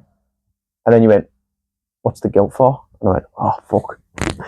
And I didn't know I had guilt in us until you said you spotted it like that. And I remember I think you brought Mum in. And you saying, she's here with us, and you were like, she wants you to let go of it. And I was like, fuck. I was like, what the fuck's happening?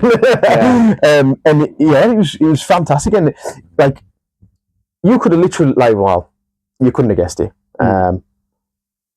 But that soul retrieval was just like phenomenal for me anyway. Yeah. So that was my open your fucking eyes, Kieran. There's a lot of other shit going on around you that you're not aware of. Yeah. And that's threw me down the path of the path I'm on. So apart from soul retrieval, apart from Kambo, retreats, you mentioned psychic abilities. You met DJing. What else do you do?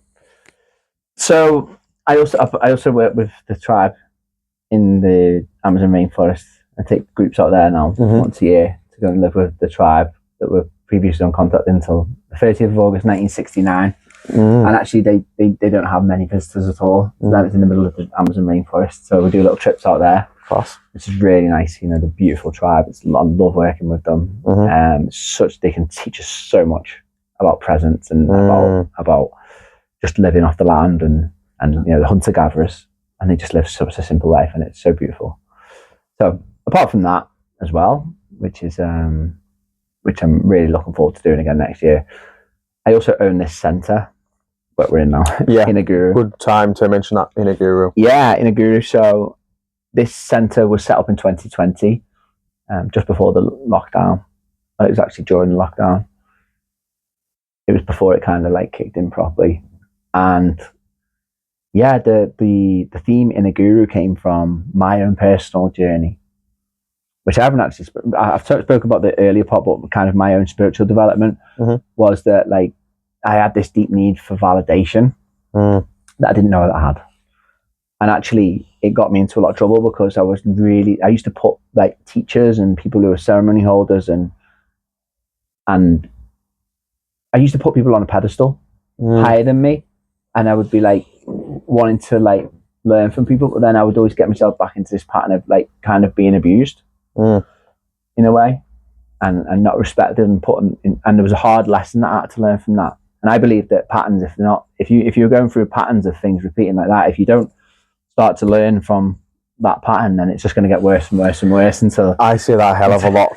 Yeah, a hell of a lot. It's like that. I really believe now, from what I've seen in my career and even the work that we've done together, is that pattern and that lesson, as I'd say it, that lesson will keep on coming and keep on coming until you learn it. And the lesson might be shit boyfriends, and you're going to continue getting shit boyfriends until you realise. So you get, you know what I mean? I'm worth more than this. Or I need to not to go for shit boyfriends, whatever the lesson is.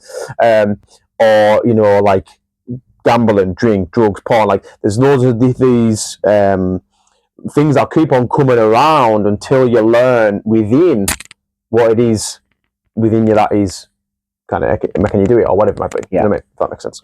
Yeah, that's exactly true. I mean, that's kind of like how I've kind of developed myself is through observing these patterns, and I believe that that's how we all grow. Is we have to start doing the inner work on ourselves. And I actually found that I quite often would put like my faith in like a healer or someone that was like more influential than me. And it might, you know, it even goes back to like, you know, in the days of the drug dealer, you know, like I'd always put my hand in the people who had the more respect, and I was like, you know, like I'd be took advantage of. And anyway, so this path of inner guru came from me actually like looking for a guru. I didn't realize, but I was looking for a guru. I was looking for someone to show me the way.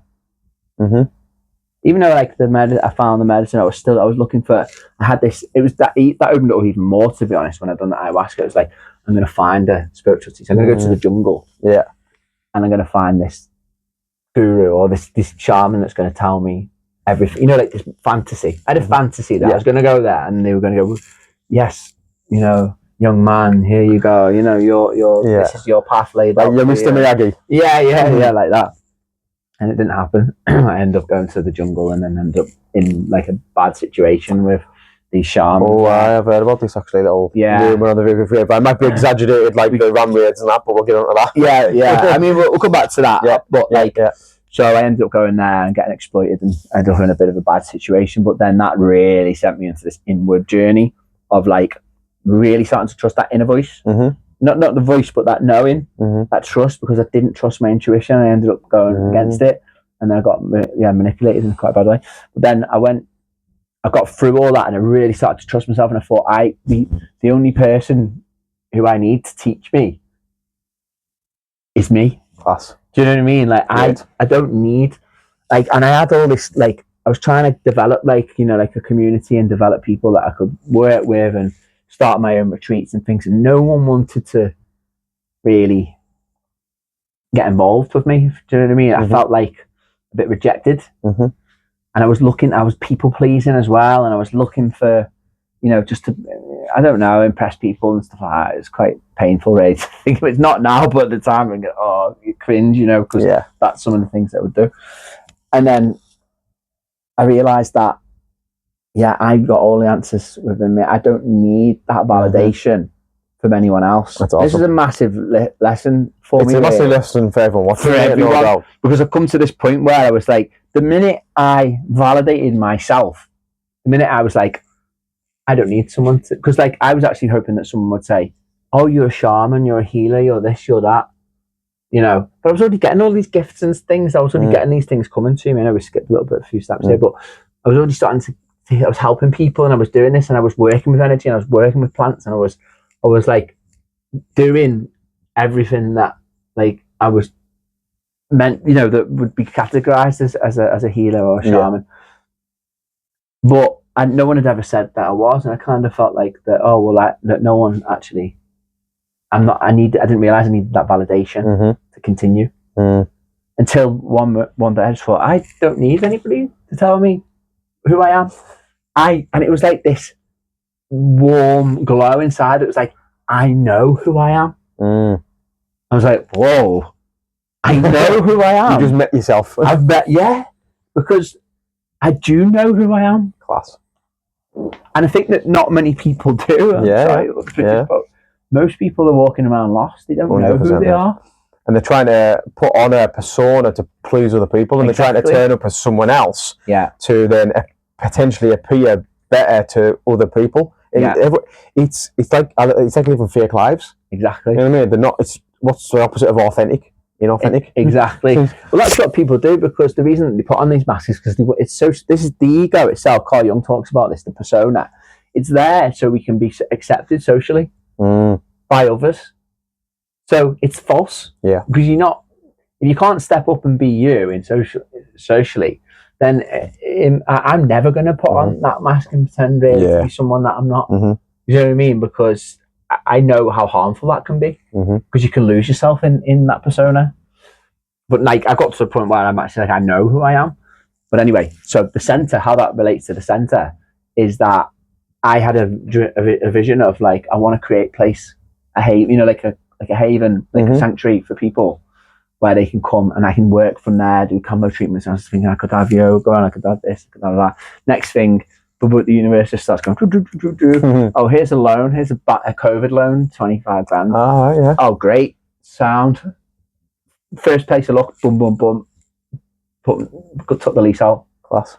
Spent the whole lockdown in here, kitting this out. It was like a complete empty space. Yeah. Built all the rooms, done everything, learned a bit of handicrafting myself, like on the way. And then, the Inner Guru was the it was born. It was born, And then now I've got 2 centers now. So this one is like focused on, like, we do like yoga, we've got sports massage, we've got meditation coach, and we have like events on like cacao ceremonies and sound baths and like quite spiritual, holistic things. And the other center is for men's mental well-being. So I created that like a year after this place. I'm on this mission now. I was like, wow, I can create that like this. I'm going to create this one. And it all flowed, done like fundraising, built it similar theme, but it's got like a cold water plunge in there. We've got like a sauna. There's another therapy room in there. And now we're going to be doing projects working with disadvantaged youths. We've got like national lottery funding and kind of like moving forward. It took a little bit of time to build up that other one, but it's starting to build that momentum now. Class. So we've got a fair decent list now of things you can do, but I want to jump on the energy healing. Okay. And energy in general. Yeah. Right. For a lot of people who haven't experienced it themselves, no doubt will probably not understand it. I don't even understand it, but I know it's real because I've experienced it.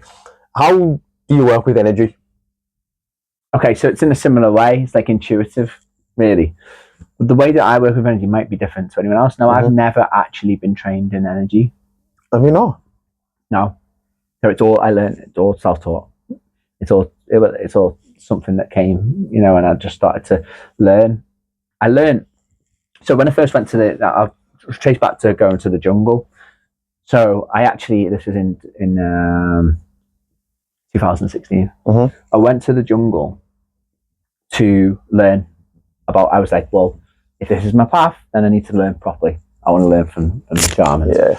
And I learned very quickly that the way that you learn is, well, I say I learned very quickly the way that you learn.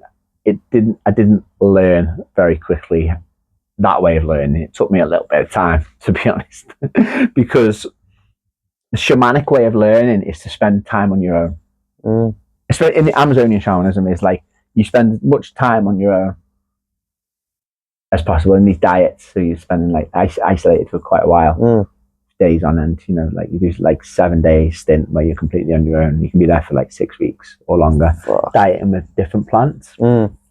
And these plants, normally, if you just take one now, you wouldn't really notice anything, because you're on this super strict diet, and then you're like taking this plant, it starts to like have an effect. So then you start to become in tune with the energy of different plants. Wow. So at first I was like, nothing's happening, bang, hitting my head on a wall, you know, like this is like it's placebo, there's nothing going on. I may as well just sat there. I'm in another cult. May as well just sit at home with me house plant. Interestingly enough, which is now I do feel connecting with houseplants. But anyway, so in the jungle, I'm sat there doing this the plant diet. There's more to this story, but I'm talking about how the energy side of it. So like you are sitting with yourself, and you have to have a good hard look at yourself and all the shit that's going on in your head. And you're like, oh my god, there's tons of it. Your head is cluttered to fuck with all kinds of bollocks, basically. Yeah. So then you can't really tune into the energy while you've got all that going on. So you're doing a lot of work on yourself, sitting there with yourself and like just processing clearing the mind, processing things, clean diet, clearing the mind, you're on your own. And then eventually you start feeling something that's not you. If that makes sense. So I'm like, hang on, I'm feeling the presence of this energy of this plant that these give me. Like, so for example, if someone walked in this room now and we didn't visually see them, but you get a feeling that someone's there, is that the same type of thing? Similar, but this is even more subtle because it's a plant that you just like, you weren't feeling it 2 days ago, but now you're feeling it. Wow. And it's like, there's some, I can sense that, but yeah, you're on a very subtle level. Do you know what I mean? If you get out and about, going about your day and like meeting people, seeing people, eating other food, eating other plants, you're not going to feel it. But because you're not eating any other plants and you're just on this super like clean rice and plantain and this plant, you start to feel it, and it's communicating with you. You know, like I was saying with like the ayahuasca, for example, and then you're getting this but there's a communication there. Do you know what I mean? There's something that's it's teaching you something, and you get that knowledge from inside. And this is absolutely bonkers, but like that's the same thing that starts happening. You're not having a psychedelic experience, but you're feeling something, and it's doing something in your body. So it's healing. I was feeling it, healing certain parts of me, and it was talking to me, like just giving me little bits of wisdom about things. Wow. Yeah, just little things about myself and helping me see things in a different way. And so it was like there's an intelligence to these plants. I was thinking, wow, this is like profound, really. Yeah. And then at night time, like it would like, in your dreams, your dreams would become enhanced, and like you'd just getting messages, and it would even like tempt you with things that you weren't meant to have on there to see how dedicated you were. So it was like, I was like thinking, oh my God, like I'm being shown stuff here, like, that it's like not many people can really tune into. So yeah, that's kind of my first experience with energy that was like external to me, that I was conversing with. And then after that, anyway, so I had a bit of a difficult time for the rest of the retreat, the rest of the training that I was doing. And then when I got home, should I tell you what happened? Or yeah, go on. Yeah. I'll remember that the overall story here is about work with energy. But it's about energy. It'll come to it. It's a bit of a tangent. Yeah. Okay, so there's a bit of a story. So that was the diet side of it, but there was like something that was going on with the shamans that were there, and it was like this intuitive, like something doesn't feel quite right here, but I'm being guided to come here, and I'm going to carry on. And the retreat that was at, there was these two shamans. One was called Antonio, one was called Aliantrina, a man and a woman. The man was in his like 90s, and the woman was in like her 80s, and they were really old. And the first ceremony that I went to, the ayahuasca one, so when we were doing ayahuasca, him and her were both, I don't know, a bit shifty. And then there was a young girl that was in there in the ceremony as well. So it was me, this young girl, and this other guy. Just three of us. And the young girl was like, she was Spanish as well. I couldn't understand what she was saying, but she was screaming the whole time, like, fuego. I know that means fire. So she was like thinking that she was on fire. Fuck. And then she ran into the toilet and she was banging on the door the whole night. And I was like thinking, like, are they going to go and see her or anything? They didn't. And I thought that's a bit shit, really. Anyway, the next day, armed police turned up at the retreat, like looking through my bags and all that, like looking add me up on the wall like that. Yeah, looking. And you're in what country? Peru? Peru, yeah, in the middle of the Amazon rainforest. Shooting it. Yeah, and you're thinking, oh my god, it's not like these. I was gonna say Cumbrian. It's not like these Scouse police. Like, no, you end up getting chucked up against the car in Peru. Oh, you go missing. Yeah. So anyway, they were looking for, they were like cannabis, drugs and all this. I was like, no, I didn't have anything. And then they were saying, is it just ayahuasca? And I said, yeah. And then they were like, oh, okay. And then they ended up leaving. Anyway, but they were saying that they were looking for the shamans because this girl had like gone and she'd like gone crazy or something. That's what they were saying. Wow. And I was like, fucking hell. So she just left? Yeah, she left and the police got her. That's the first story of ayahuasca I've heard where it went bad. Yeah. Well, really? That was the first time that I'd seen anything go bad. And then I had another experience. The next time it was weird. And like, there was all this religious iconry and things like that was coming up to the surface. It was like, kept seeing like Jesus and stuff. On your trip? Yeah. And but it was like weird. And then there was like snakes, and there was like this story of like the snakes are going to come and take over you and all this. So it was a bit of a bad, it was scary. I was thinking it's quite scary. I wasn't like completely traumatized by it. Like, but I was like thinking this is heavy. Anyway, I went with that and I thought, and I was thinking, what's all this about? And I realized that like, I actually have this like kind of fear of being like a healer, and that like it was kind of showing me Jesus. I was thinking, I'd heard of stories of people thinking that they were Jesus and then going nuts. Do you know what I mean? Yeah. Or like, I was like not letting my ego go, oh yeah, because I could have just interpreted that as like, oh, maybe I'm Jesus. Yeah. Do you know what I mean? Like that kind of thing. Yeah. And I was like, no, and intuitively I was like, no, that's not right. But why is this being shown? Yeah. Why am I being shown that? But it seemed distorted anyway. I was like, I don't know. I just didn't want to go there with that. Like, because for me, I've never really aligned with religion or the story of Jesus and things like that. Like I was brought up, I used to go to Sunday school and stuff, but I just never aligned with it. I just thought something that's not true about that story. For me personally, I just don't think that it's in alignment. And I think that like, if you only have to look at history of the church and stuff, and you see that how fucked up it is. Like, there's been beautiful religion that praises, the good work of this man, Jesus, or God, as they say. But for me, I don't know. It just doesn't feel right. Anyway, so enough about that. So it was a weird experience, and then on the third time, it was like I woke up this day and there was this fucking absolute, like, it was like the day when I knew that the police were going to come. So you had another nowhere. It was like this, and there was like weird stuff going on. There was like crows and like, the energy was like, whoa, like something was brewing. I was thinking, oh fuck, this is. So this is your what? You're still at the tribe, and it's a third day. The third day. It was every other day, so it was like the fifth or sixth day. And then I knew it was my third ceremony. I was thinking, oh god, do you know what? I still get a little bit of the dread sharing this, but I have transformed it now. Like I have, but actually, it did. There was a time after this event happened that I couldn't speak for a couple of years. Couldn't talk about it. Right. Even when I went home, I didn't speak about it. Right. To my partner I was with at the time. I didn't want to bring that. I wanted to it was PTSD in a way, because I thought I don't want to actually access that in my brain again. No, I don't want to go there because it was so bad. Wow, it was so bad.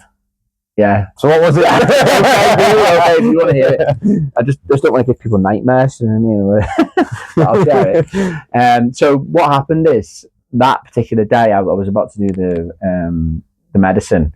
And like I said, all this omen sort of stuff was going on with the crows and all that. But then when I actually got into the ceremony, it was just, yeah, they just, I don't know, there was like this, it was like the shamans had this like energy of like, it was almost like, this is how I would read it, they knew something bad was going to happen.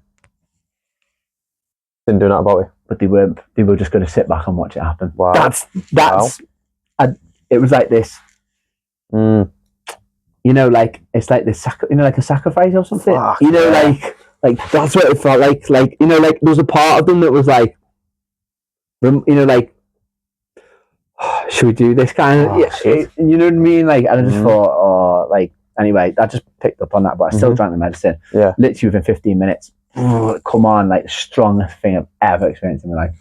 And it was just like, vibrating. It's like I've been struck by lightning. I'm not even joking. I was like rolling around on the floor, froth coming out my mouth. Really? Yeah.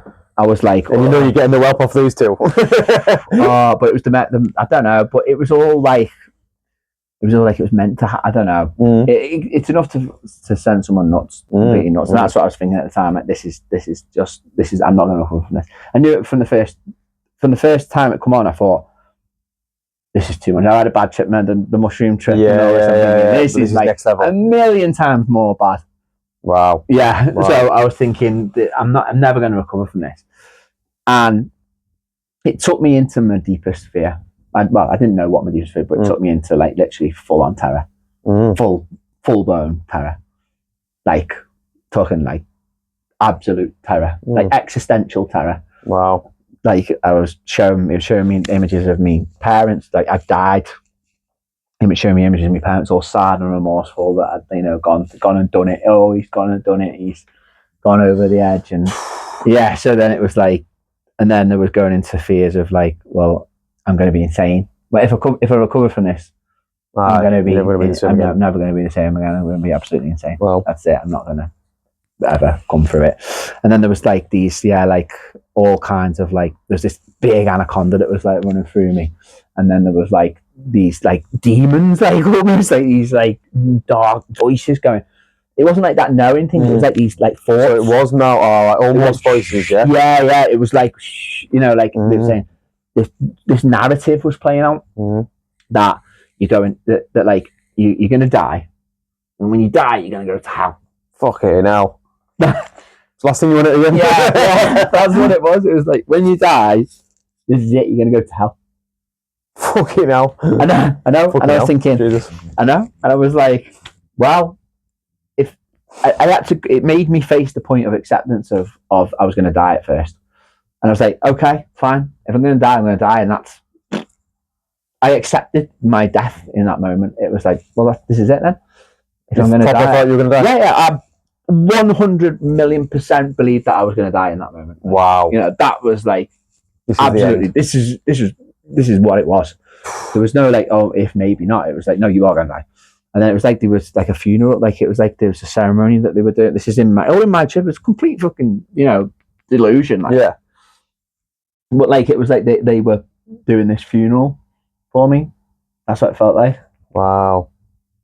And I was, and then I was like accepting my death. But then it was like, because I was still wriggling, I was frothing and wriggling. It was like when I actually die, well, when I stop wriggling, I'm going to die, and then eventually my soul will leave my body, and then that's it. I was like, okay, I wish it, you know, this process would hurry up, because it was, you know, I was like wriggling and going around all these negative thoughts, and I was thinking, just, you know, if I'm going to die, just get on with it. And then it was like, no, not only are you going to die, but you're going to be tortured in hell for eternity. Fuck me. Yeah, so we're thinking, fucking hell, like, you know, I don't love the fruit machines. Can things get any worse than that? Yeah. They can't, can they? It's the ultimate, isn't it? It's the ultimate fear that's programmed into our society. If you think of the last, well, how long, like, I mean, hell was created by the Catholic Church, what, in, like, well, it was something that existed before that, wasn't it? Like the Jewish Torah and stuff. It's like this fear-based Abrahamic religions have programmed this deep fear of hell into the hearts and souls of fucking so many people. And like, it was me go there. I went to hell.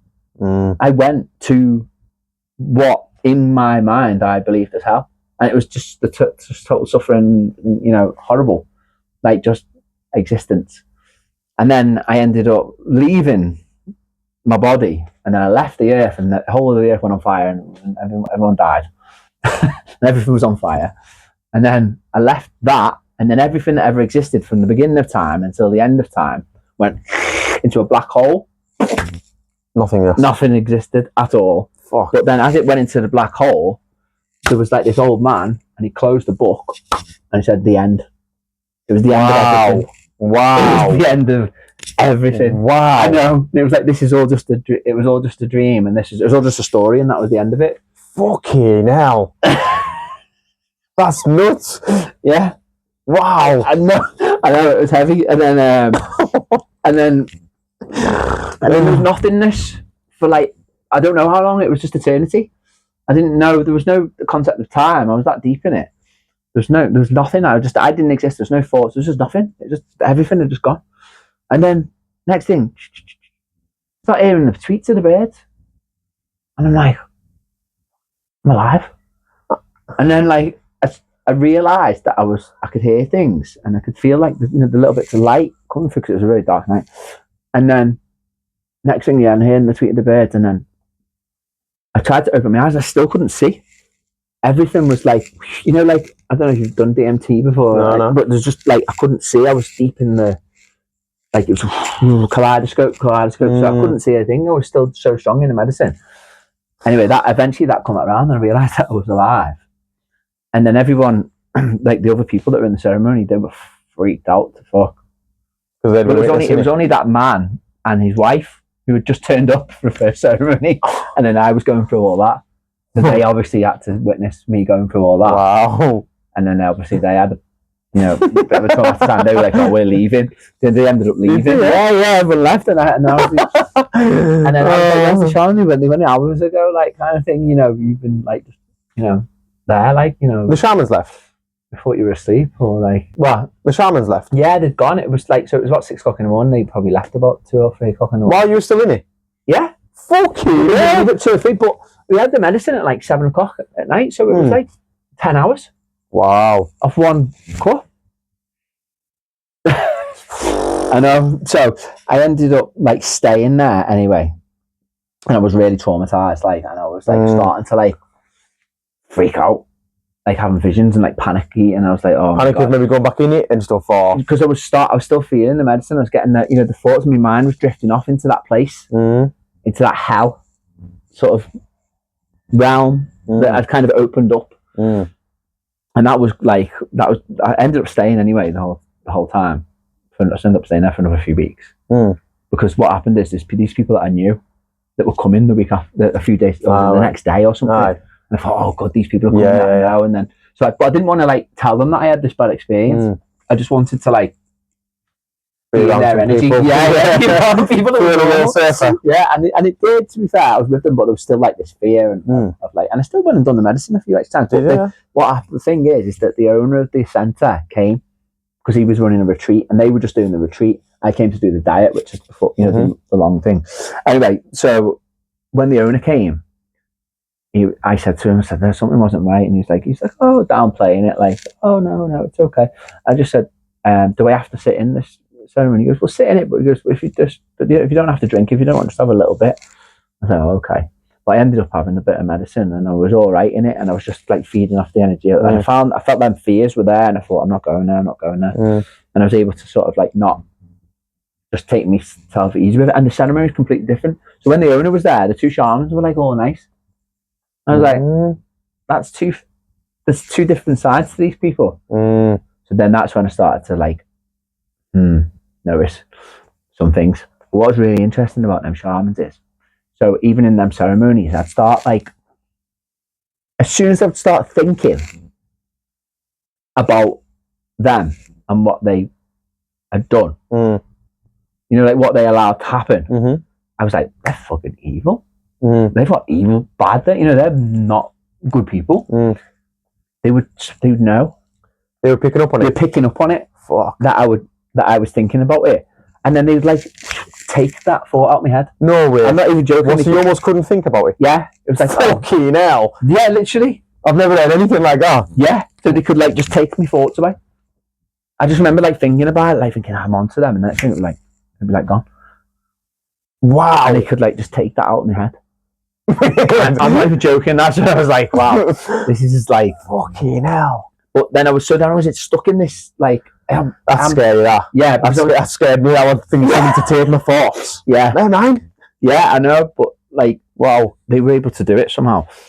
And I was like, I was watching them and I was observing them, you know, what they were doing in the ceremony, and even the healings that they were doing for people, because they were healing people. But then I also seen the way that they would take energy from people as well. I was starting to observe that. I was thinking, am I imagining this? So at the time, I'm not like 100% sure. Yeah. Now, whether that was true or not, or whether my mind just let go of thoughts. Yeah. But intuitively, I was like, this is what's happening. Now, I could be completely dilute, you know, at that time, in my head, you know, that's what I was experiencing. And there was this sort of intuitive knowing that that's what was going on. Yeah. Now, if you'd have asked me then, I'd have gone, oh no, it's probably just, I've just imagined that. You know, how could that be real? But then as time went on, I started observing it a little bit more. And then there was one ceremony again, where it happened when the owner wasn't there, and they started doing it all again. This different, like, singing, and it kind of like the energy was like really off. And I just like different singing, different music, and yeah, no, just the differences in the energy of the music and stuff that they were singing, and it was like, and it just felt off. And different chants and stuff. Yeah, and then even the other people who were there, participants, were like, oh, it's a bit weird, doesn't it? You know, that felt a bit off, like a bit, you know. Like, I suppose, like, obviously, like, you know, like typical. I don't maybe a bad example, but also maybe a good one. I don't know. Horror music on a film. Yeah, you think, like, oh shit, I don't like that. You feel it, yeah, you know exactly. That's what it. Yeah, exactly. I'm glad that you used that as a description, because that's kind of like how it felt.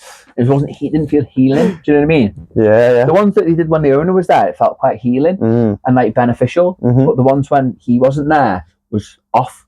Do you know what I mean? It made me feel a bit uneasy. Wow. But anyway, it was when I got home that afterwards that's when like the real sort of mad shit started happening. Like, you're joking. So like when I actually got home, like I didn't really talk, you know, to my partner. So at times, like I didn't want to like. I just was so glad to be home. I just wanted home things, routine, and you know, because I was thinking I need routine because my head's so scrambled here. Like I'm terrible. Just can't process everything. What's happening? Yeah. It was just too much to process, and I was just I was struggling to function, to be honest. Struggling to like do normal things. Really? Yeah. Because your mind was just wandering and thinking and blasted. Yeah. But I was going at night time. What happened is that it would come back on the medicine. The energy of the medicine. This was going on for months. So I was feeling the energy of the medicine. I was starting to see all these faces in the walls and that of like you know, the images that I was seeing on that trip. It was like a stuck in the trip kind of horror scenario. You know, that people would say. That's kind of what I was thinking. This is it. I'm stuck in the trip. Wow. Yeah. You know, and it kind of was in a way. That's it was still repeating these same things. And what was happening, I was noticing that my way of dealing with this is that I would at night time in the bath, I'd run a salt bath. And I'd sit in the salt bath and I would just go inwards. And I'm thinking, I need to fix this. But the only way I'm going to fix it is in myself. Shit. So just to figure it out. Like, and the longest trip ever. Like, it was ceremony ever. I had to find my way out of it. Wow. Still in the way. This was months and months. And I was just sitting there in the bath every night, and I was realising. And this is why you've obviously got a missus and a kid. No. I had a partner at the time. It wasn't the kid's mum, right?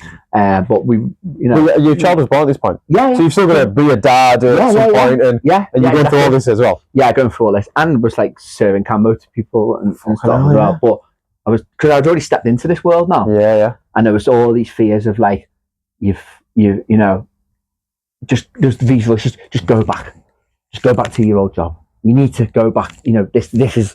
You've opened up the occult now. You know, you've opened up the demons, and you know all these stories. You know that like that I somehow picked up from somewhere. Do you know what I mean? Like the fear of the other, you know, spirituality. It was like, you know, you've gone overboard now. You've done it. Like, and I was like, open Pandora's box almost. I did open up Pandora's box, but at the same time, I learned all my energy healing stuff through this. So this is where we'll get to the point, is that I was starting to observe my own thoughts. And then I was realizing that these thought patterns were actually there was an energy associated with that would be in my aura. And that I could observe that energy for like, just meditate with it, and I could observe it. And then, like that knowing thing, and I said, like, you ask a question and get the answer. I could do it. And I was like, what is this energy that I'm feeling? What is this thought?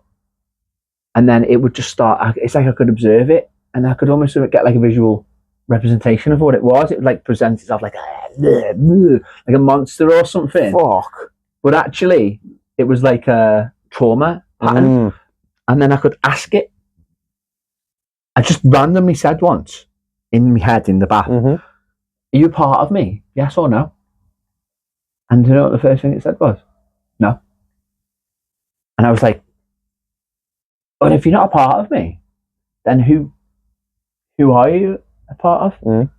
Where did you come from? And it didn't kill me answer when I asked it where it come from, but it was like, it was answering yes or no questions. So there's this energy that was like, did you come from them people? Yes. And I was like, oh, shit. All these thoughts and these voices things are coming from them. So not only could they take the thoughts away from you, they were thoughts in my head. Wow. So they were sorcerers. Fuck. And it. Yeah. they could put these things in my head. And I was thinking, but then I was doubting myself. Yeah, of course, yeah. So I was stuck in this pattern of like all this fear and all this like stories of like the end of the earth and the end of the world and all this, and like, playing on my fears, playing on my like deepest fears, and it was bringing them all up to the surface and playing on them. In a way, now looking back, they've done me a massive service. They've gone right into the depth of all my fears and gone, here you go. Yeah. At the end of the day, someone can only like curse you or like, psychologically manipulate you if you've got something to be, some kind of. Is that how you look at it? Is you think it's a curse? Yeah, well, it is. Because they projected that onto me. They, in a way, like took it home with you. They wanted to fuck me over, but it had an opposite effect in the end. So what happened is, you'll be blown away by this. So what happened is, I was starting to observe these patterns anyway, and energies, and I realised that there was other thoughts going on. There's a lot going on in my head, and then there was a lot of energy that I was experiencing and feeling. And I realised that, hang on, there's this. What's this? It's like an emotion, a feeling. I could feel it like as if it was outside my aura, like separated from me. So it was like I'd been fragmented. And then there was like this energy that was there, and I was like, what's this? And I was starting to just like observe it, and I was like, are you a part of me? Yes or no? I was like, yes. I was like, oh my God. I was like, well, do you want to come back? And it's like, yeah. But I need to let go of this like energy or emotion. I was like, well, let go then. And it was just, and I'd just like hold the space for it, almost like holding the space for a part of myself. It was letting it go. And then it would come back. So I was like going through this process of just bringing peace in myself back. Wow. I know, and I was like, because I was like literally traumatized from like deepest fears into a million pieces. I was like piecing myself back. I was getting to know myself. Fucking hell, man. Yeah, and now it's crazy. So in the depth of the madness, I actually started to learn who I was. Yeah. Wow. But I was learning who I wasn't. And I was looking at these programs, and I was like, this like fear of hell, and like, I didn't get to that until recently, to be honest, because that was still plaguing me, that experience. But there was other things that were planning out, the validation thing. That's not me. Yeah. That's not me. And then that thought of like, you're you need to go back to your old job. You need to give up what you're doing. I was like, that, are you a part of me? No. Who was it? Part of them. Fuck. So I was like, oh, these people want to stop you from doing it. Yeah. They don't want me to figure it out. Interesting. Which is interesting. So anyway, I started learning more about like these energies and like feeling the energy, and then I didn't even end up, I stopped needing to ask it question, yes or no. I just knew. Wow. So when I'd feel an energy, I'd just know what it was. Class. But then I was like starting to connect with like, people would be like coming to me for a Kambo session. I'd be like, there's an energy here with you now. It's a female. It's a, oh my God. it's my mum, or it's you know. So I started connecting with people who've died. Okay, you know, like spirits of people that have died. This is so good. This, yeah. So I was connecting with people with spirits that have died, but also their lost parts and traumas. You know, like so then I could like help them to bring the soul retrieval. I learned soul retrieval by myself. No one taught me. I learned it through my own experiences. So I started like doing bringing little pieces back to me, but then I was able to do it for other people. But the biggest part of it all was me actually like going back in this pattern of like, I'd start to feel better, and then I'd get pulled back into this pattern of fear again. Like, oh my God, that fear, like what if it is hell? What if I'm going to go to hell? You know, what if the fucking world is going to end? Like, you know, it's literally, if you look in the Bible, apocalypse and you know, it's literally, that was the programming that I'm like, you know, afraid of happening.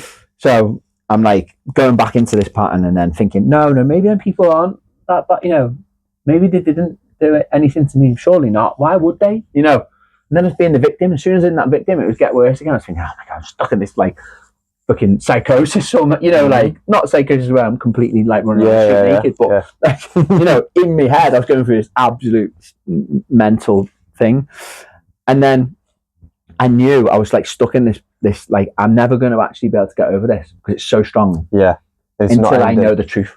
All right, I need to know the truth. So do you know what I've done? I thought, if I'm going to go, because I thought, if I'm not going to go back to my old job, the only way I'm going to overcome that pattern and that hook is to say in myself, I'm going all the way.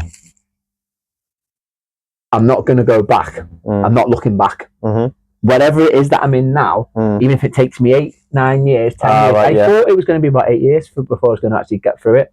I just had this knowing. I thought, I'm going to go 8 years through the unknown, in this unknown territory. I've got no anchor into what's real or what's not at the minute, but I'm still going to go. And then I was able to let go of that fear then of like, maybe you should go back to the old world. It was like, well, no, I'm not doing it. So that, the only thing left for me at that time was, did them people do this to me, or was this meant to happen? So, you know, we talk about like, oh, is the universe just guiding me here, or am I need to do something about it? Do you know what I mean? Am I condemned to feel like this now forever, or should I go and do something about it? And that was a moment where I was like, I need to do something about this. So I booked to go back again. You went back and saying? I went back to the same place. A couple of people came with me this time. They didn't know the full extent of what happened, but they were going to go anyway, and they really wanted to go, and they were like, oh yeah, we're going to go to the jungle. And I thought, well, do you know what? If they go and have a good, because the other people that came, they had an alright time. If they go and have a good time, and maybe this time it might be different, then great. If it's not, at least I'm going to be there for them. Do you know what I mean? And they wanted to go anyway, so we ended up going. The two sharpness weren't there. It was only one of them. The man had not been there. Don't know why, but the woman, Alejandrina, she was there, and she was keeping it. The minute I got there, she was shifty. Really? Yeah, to the max. Like she was like, you know, like a wicked witch kind of, you know, like. I don't know, like, I don't know. Had this, like, for a minute to be a healing space, it's like not surprising now, but almost surprising that you picked up on that much shiftiness. God, it was shifty. Like I was like, because by the way, in the meantime, what I forgot to mention was that Kambo was really helping me at that point. So like, what I found was that every time I'd do Kambo, I'd have this clarity of like, I know the truth. I'm in clarity, and that clarity is keeping me safe spiritually. So I loaded myself up, done 3 Kambos before I went.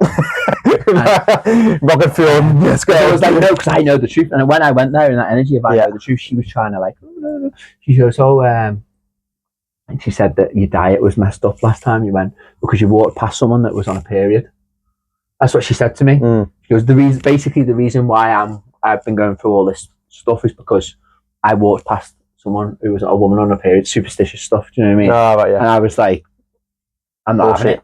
I'm not having it. You know, you're just trying to weave some, you know, trying to confuse me. And I was like, I'm not having it. Anyway, first ceremony we sat in, she started singing the songs, and that straight away I could feel that energy of like all that, you know, the experience from the last time, like coming on and trying to like, you know, and I just went, no, I'm not having it.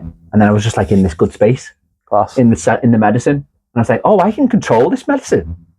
I was like, I'm sat in the ceremony with you and you're trying to make this experience go how you want it to go. But actually, I'm in control. Class. I'm in control. It's my own mind that creates this ceremony. You're just projecting stuff that makes, I have to believe what you're projecting for it to manifest itself. So I was like, no, I'm not going there. She was trying to tap into all my fears, you know what I mean? Mm-hmm. And I was like, no. And that, honestly, I'm not even joking. She was like, bleh, bleh, purging, like had the top proper rough. I can feel it now when I'm talking about it, because it was like, it was projecting towards me. And she was like, bleh, bleh, like throwing up. Anyway, she ended up not coming back. Like, I think it was the first or second ceremony. I can't remember exactly, but she didn't come back after that. And the person who went to the centre was like, she's in hospital, she's not well. And then they brought these other shamans in, and the other shamans were like different energy. They were good. They were from a different tribe, and they were like really light energy. And I got a lot out of the medicine. Then I was starting to like learn things and that. But then I realised that fucking hell, like this is, they were bad eggs then. Wow. You know what I mean? They were like not like good people. Spiritual beef off. It's like energy beef off. It was like that's a nut story, that. But even so, this is where it gets even more nuts. Is that actually after I left that time that I was there in the jungle, not long after that she died. Did she? Yeah. Wow. Yeah. What was the cause of death? Karma. What was the cause of death? Karma. That's nuts. Yeah. So like but going back to energy and how like I started learning that. So like it was through that process of like sort of like fixing myself from that experience that I learned everything I need to know. But the thing is, I was still confused. I was like asking the shamans, like, why do I have to go through this experience? Like, what's all this about? Like, why you as well? Like, please, share with me. And they were just like, oh, it's just normal. It's normal if you, this is your journey. Then this is what you got to go. And I was like, normal. I was thinking, it's not normal. This is far from normal. I was thinking, why did he do that? And he was like, well, when you came to do this work, what did you ask for? And I said, well, I just wanted to know everything that I needed to know and to be able to be of service to others. And he goes, well, what are you doing now? And I was like, well, I'm being of service to others. And he goes, what have you learned? I was like, I've learned a lot. And there you go. You got what you asked for. Fuck. And I'm like, whoa. So that's how it works. Yeah. But be careful what you ask for. But it's like, I was still when what they taught me is that adversity in life is there to teach you. Yeah. And that like it's not a bad thing. There is no real in the grander scheme of things, there is no evil. That's my belief now, like, because I was still plagued by that experience of the hell for a while. And it was actually more recently when I started researching, I've been like, there's something about Christianity that like, it gives me the ick. Like, so I have to like, the church and like the pedophiles and all that like the evil side to it. And I'm thinking, and looking up ancient history, before that really, the Greeks and these other cultures, they didn't have a hell. They have like they accepted that there was a like darker sort of side to life, the death and like cycles and like adversity and things like that, but it was never like seen as like a eternal damnation. Like that's a fucking ultimate way to scare people. And then I started realizing that actually this whole thing that had been kind of poked in me was a fear, a distorted belief of the reality of things, and that actually hell doesn't exist.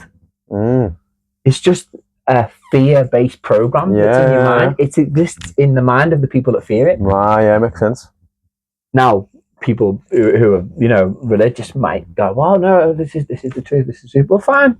You won't know really at the end of the day, but at least now I'm not plagued by that fear. I've freed myself from that fear of hell. I'm not afraid of being. I've been there. But it was the place that was in my head. And I understand now that that's how the medicine works. So I've been in the medicine and the ayahuasca. I've been to. You can't get a deeper fear than eternal damnation. I don't think. No, So now I've been to the place in me in my deepest fear, where the medicine can take you. Yeah. Now I can hold that for anyone. Yeah. So in a way, I had to go to that deepest fear because the medicine can, if you work with it properly, and I can do that with people as well. I'm working more in depth with people when I'm holding a ceremony. I tend not to go personally into each person. I just hold the energy of the space for the medicine to work. But sometimes the medicine can get into some really deep fears in people. And if I get worried, you've got to go further to understand. And if you haven't been there, if you haven't been to that deepest fear of yourself, you can't hold the space for someone else to do that as well. You can only ever take people as deep as what you've been yourself. So that's then, a big lesson that I learned. The woman shaman who kind of put this up on you, let's say, was it a case of she wanted to fuck you all and she's evil and all that, or was it her purpose and job and part of her path to give you this gift essentially? What do you think it is? Both? It's both. It's both. But this is where things get even more interesting. So I did an iboga journey. I don't know if you've heard of it before. It's an African plant. And this was after this. So I was going through a bit of I'd let go of the jungle stuff. I was still affected by it, but I was still having like strange experiences with people, challenging experiences with other people. Like, especially the other Kambo Association, I was coming up with like people who wanted to fuck me over for their own personal gain, or people that just weren't very good people, you know, and then people that were trying to like manipulate me. And there was this pattern of people trying to manipulate me and like screw with me head. It's like if I wrote a story about it, it'd be like a psychological thriller. Like if you went into some of these other stories, I'm not going to go into it all, but like I was finding that people, which wanted to fuck me over, and anyway, so I'd done the iboga journey because I was thinking I need to go deep again. I need to sort this out. Yeah, and it started taking me into like patterns and understanding patterns. And I'll try and cut this really short, but then it was like, how far do you want to go? And I was like, all the way. Take me to the bottom, because let's get this shit done. Yeah. If I'm here to like clear more stuff now, I'm not waiting years and years to go through it. Take me to the bottom. Let's go. So going through this like hell realm. I mean, it was a bizarre experience, I'll be honest. Like, really? I shouldn't have really done it like alone. Well, I wasn't alone. Someone was looking after me, like sitting me doing it. But I should have really done it with like shamans. I thought, well, no, I don't trust them. I'll do it myself. Because I didn't trust. So I've done it myself. Completely. When I did the initiation dose, like where you completely in it for like, I couldn't walk for 7 days. What? I couldn't walk for 7 days. Yeah, so it's 3 days pretty much you're in it, and one of you in the medicine for 3 days. Yeah, straight. Not a break. No. Fuck me, mate. Yeah. Hardcore. Yeah, I was like, fuck it, like I'm gonna go all the way in. So I did. Just went head first. Fuck. Yeah. So you couldn't walk. You can't walk. You're completely paralyzed for like. Well, you can move a little bit of your hands and your eyes and stuff, and you can open your mouth. But like, you're pretty much paralyzed for about 8 hours. Yeah. Yeah, and you're in this trip where you're like literally you're facing like all your discomforts, all your patterns and fears. And I've never heard of this. Like powerful. Like, and then I was like going through and seeing these patterns, and it was showing me like people that are coming into my life, like like women and like toxic people, and it was like showing me these patterns and how it was making me feel, and then I was like, it was just going in patterns, but then it was taking me deeper. It was taking me into other lifetimes that I'd had before, and I didn't recognize myself or these people, but then I recognized the energy behind them. Right. And it was like, oh my god, these same people are coming into my life and they're playing different roles with different people. It's the same spirit, but it's like manifesting as these different people. It's showing me all these lives where these people had actually come into my life before, these shamans, but as different people. So they were like part of my like some kind of soul connection or something, that they come to teach me this important lesson, to come to serve me a lesson. Wow. They showed me in other lifetimes I'd like died prematurely because of all this energy that I was having to process. Like it manifested these like death scenarios, and so I was going round and round in these loops of like lifetimes and lifetimes and lifetimes. Yeah, my head's blown off. My head is fucking blown off. So I was like, yeah, you know, whether that's true or not, God, only God knows, I suppose. But it made sense to me. It did make sense. So in a way, the answer to your question, I think that they're both good and bad. Like, I don't think that when we're out of this reality, there is such thing as good and bad. Yeah. I think that everything is just good. Yeah. That's what I believe as well. I think that it's all just good, and this is the realm of, we're here to experience good and bad. Well, the bad people as well are actually serving some kind of purpose for us. Yeah. Yeah. I heard obviously the phrase hell on earth, and I heard a theory that this is hell, on a soul level, like, because when we go over to the soul level, everything's just pure bliss and everything's good, let's say, and all that.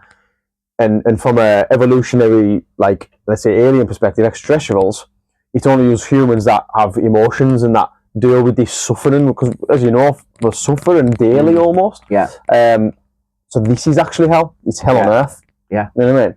Yeah. So I thought, interesting theory. Yeah. I actually believe that. You know, I did obviously subconsciously have this fear of hell, being somewhere actually that was, you know, where you go to when you die. It's either like eternal life in heaven or eternal hell. And I just don't believe that. Like, it just doesn't feel like the truth. Yeah.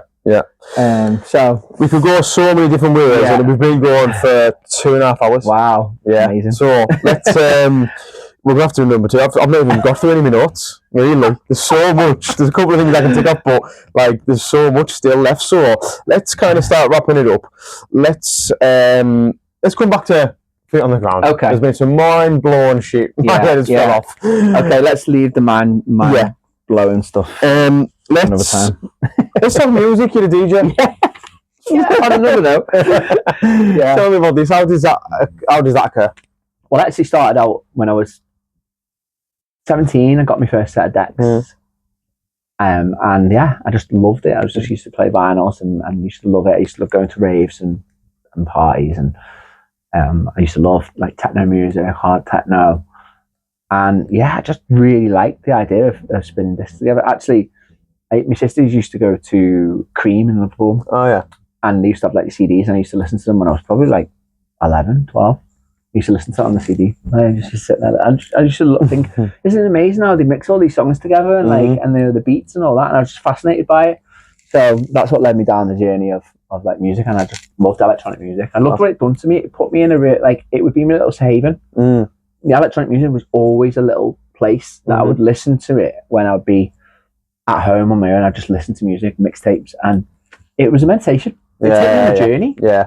It would. Without the drugs. You know, and I was thinking, but imagine. But it was like with the drugs. And then obviously when I was like, finally, you know, got my hands on drugs. My main thing. It was like amazing. Like it's like, wow, this is the best thing ever. So do you just do it as a hobby now? Do you still play gigs, or? I don't play gigs. I wish that I could. I just don't get the bookings. I haven't got that kind of social media presence with it. But I do make electronic music still. I'm doing a little gig here, just like playing like electronic, like shamanic Afro house and things like that. At an event. It's actually a replica of that long dance. That's what we're doing, and we do it here, like a mini version of it. Very cool. So I do that. I used to DJ in all around the country at raves, playing hardcore techno. I used to play like at events up and down the country, like most hardcore weekends. Techno, Shaman. And actually then I took a break from that when I started getting into the Kambo, and then I liked techno music, which is a bit like slower, and then from then on I just started producing techno. I've been released on a few record labels. I'll have a look at it. I like a bit of techno, and I still produce techno now. I've literally just finished a track. Class. Music being healing.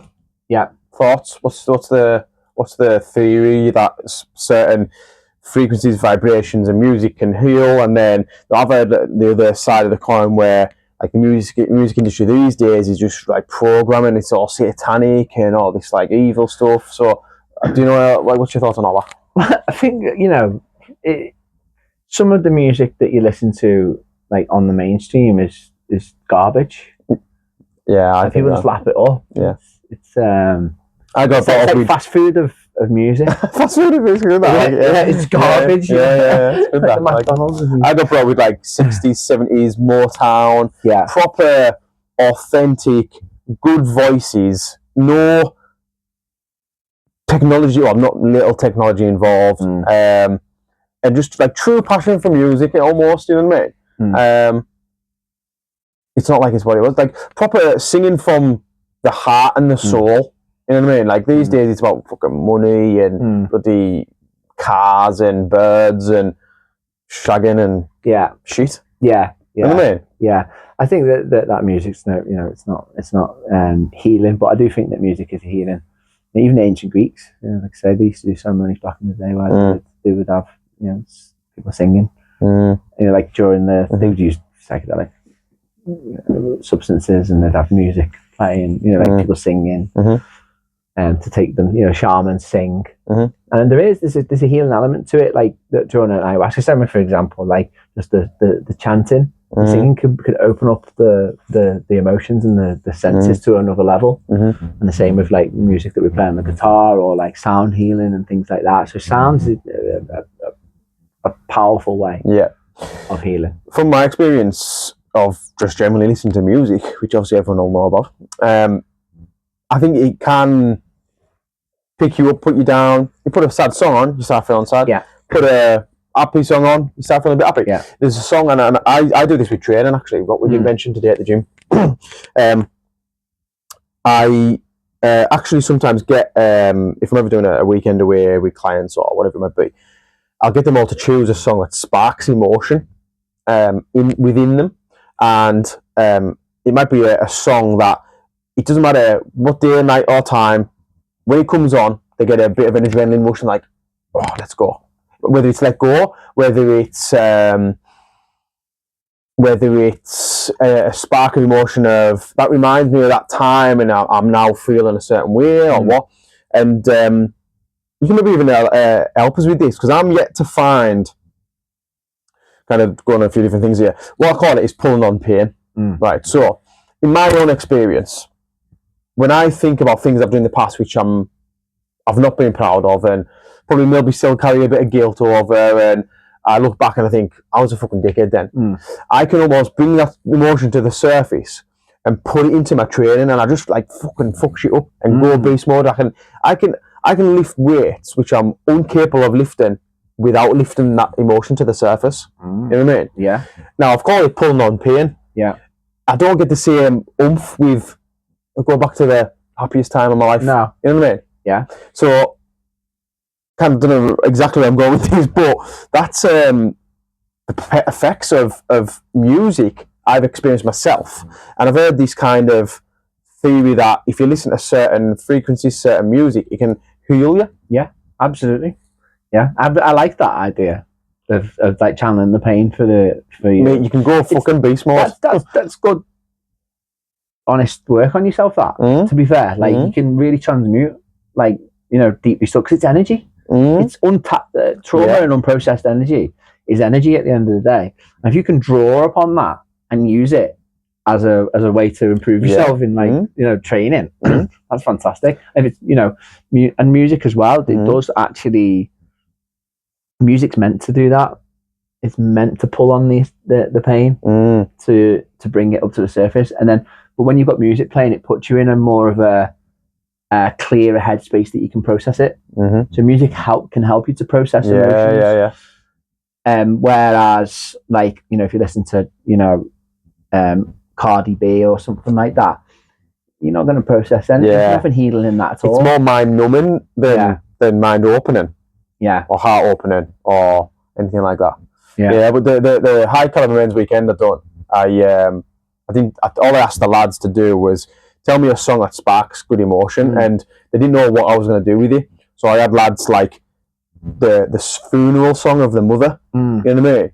Or I had lads like a song where it was his and his ex-girlfriend's song, and his ex-girlfriend left him for his best mate, shit like this. So when this song came on, I would be like, right, this exercise we're doing now, it's for that. It's for your mum. It's for you to to get over that ex-girlfriend or whatever it is, and would channel it into the set. And I tell you what, mate, like you get this energy where you can just go and go and go, or you can just lift twice as much, and you're free or capable of anything. You know what I mean? Yeah, it's a mindset though, isn't it? It can also, the music can put you into a mindset, and it's like with training.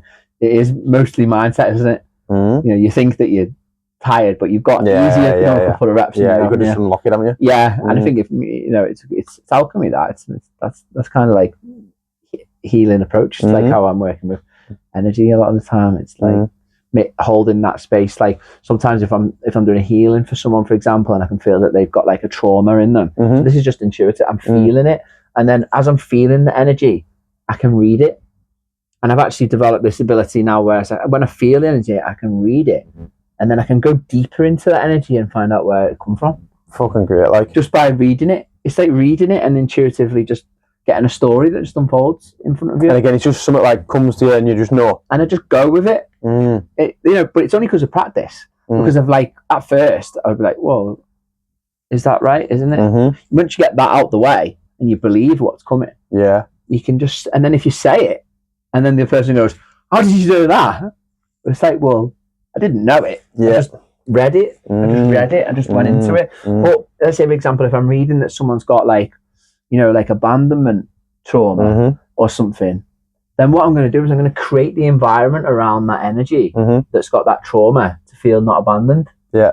So it might just be me, like, just saying in my head, I'm here for you. Yeah. You know, this is not even like, this is just the healing tactic that I've created. Yeah. Is that I'll be with that energy, that feeling, that abandonment. And I'm like, you're not alone. I'm here with you. And so it can feel that. And then that energy then feels safe enough to process. So as a healer, I can do that for someone energetically, but I could also add to that. So it's like in a ceremony, you can add to that by playing some music that's like, it's going to also make the person feel safe. So a good description that. Yeah, so you can work with people like that. I mean, it's such a whole pleroma of ways that you can facilitate healing for someone, but music is massive. Yeah. With this energy stuff, can you switch it on and turn it off, or is it just constantly on? I'm better at turning it off now.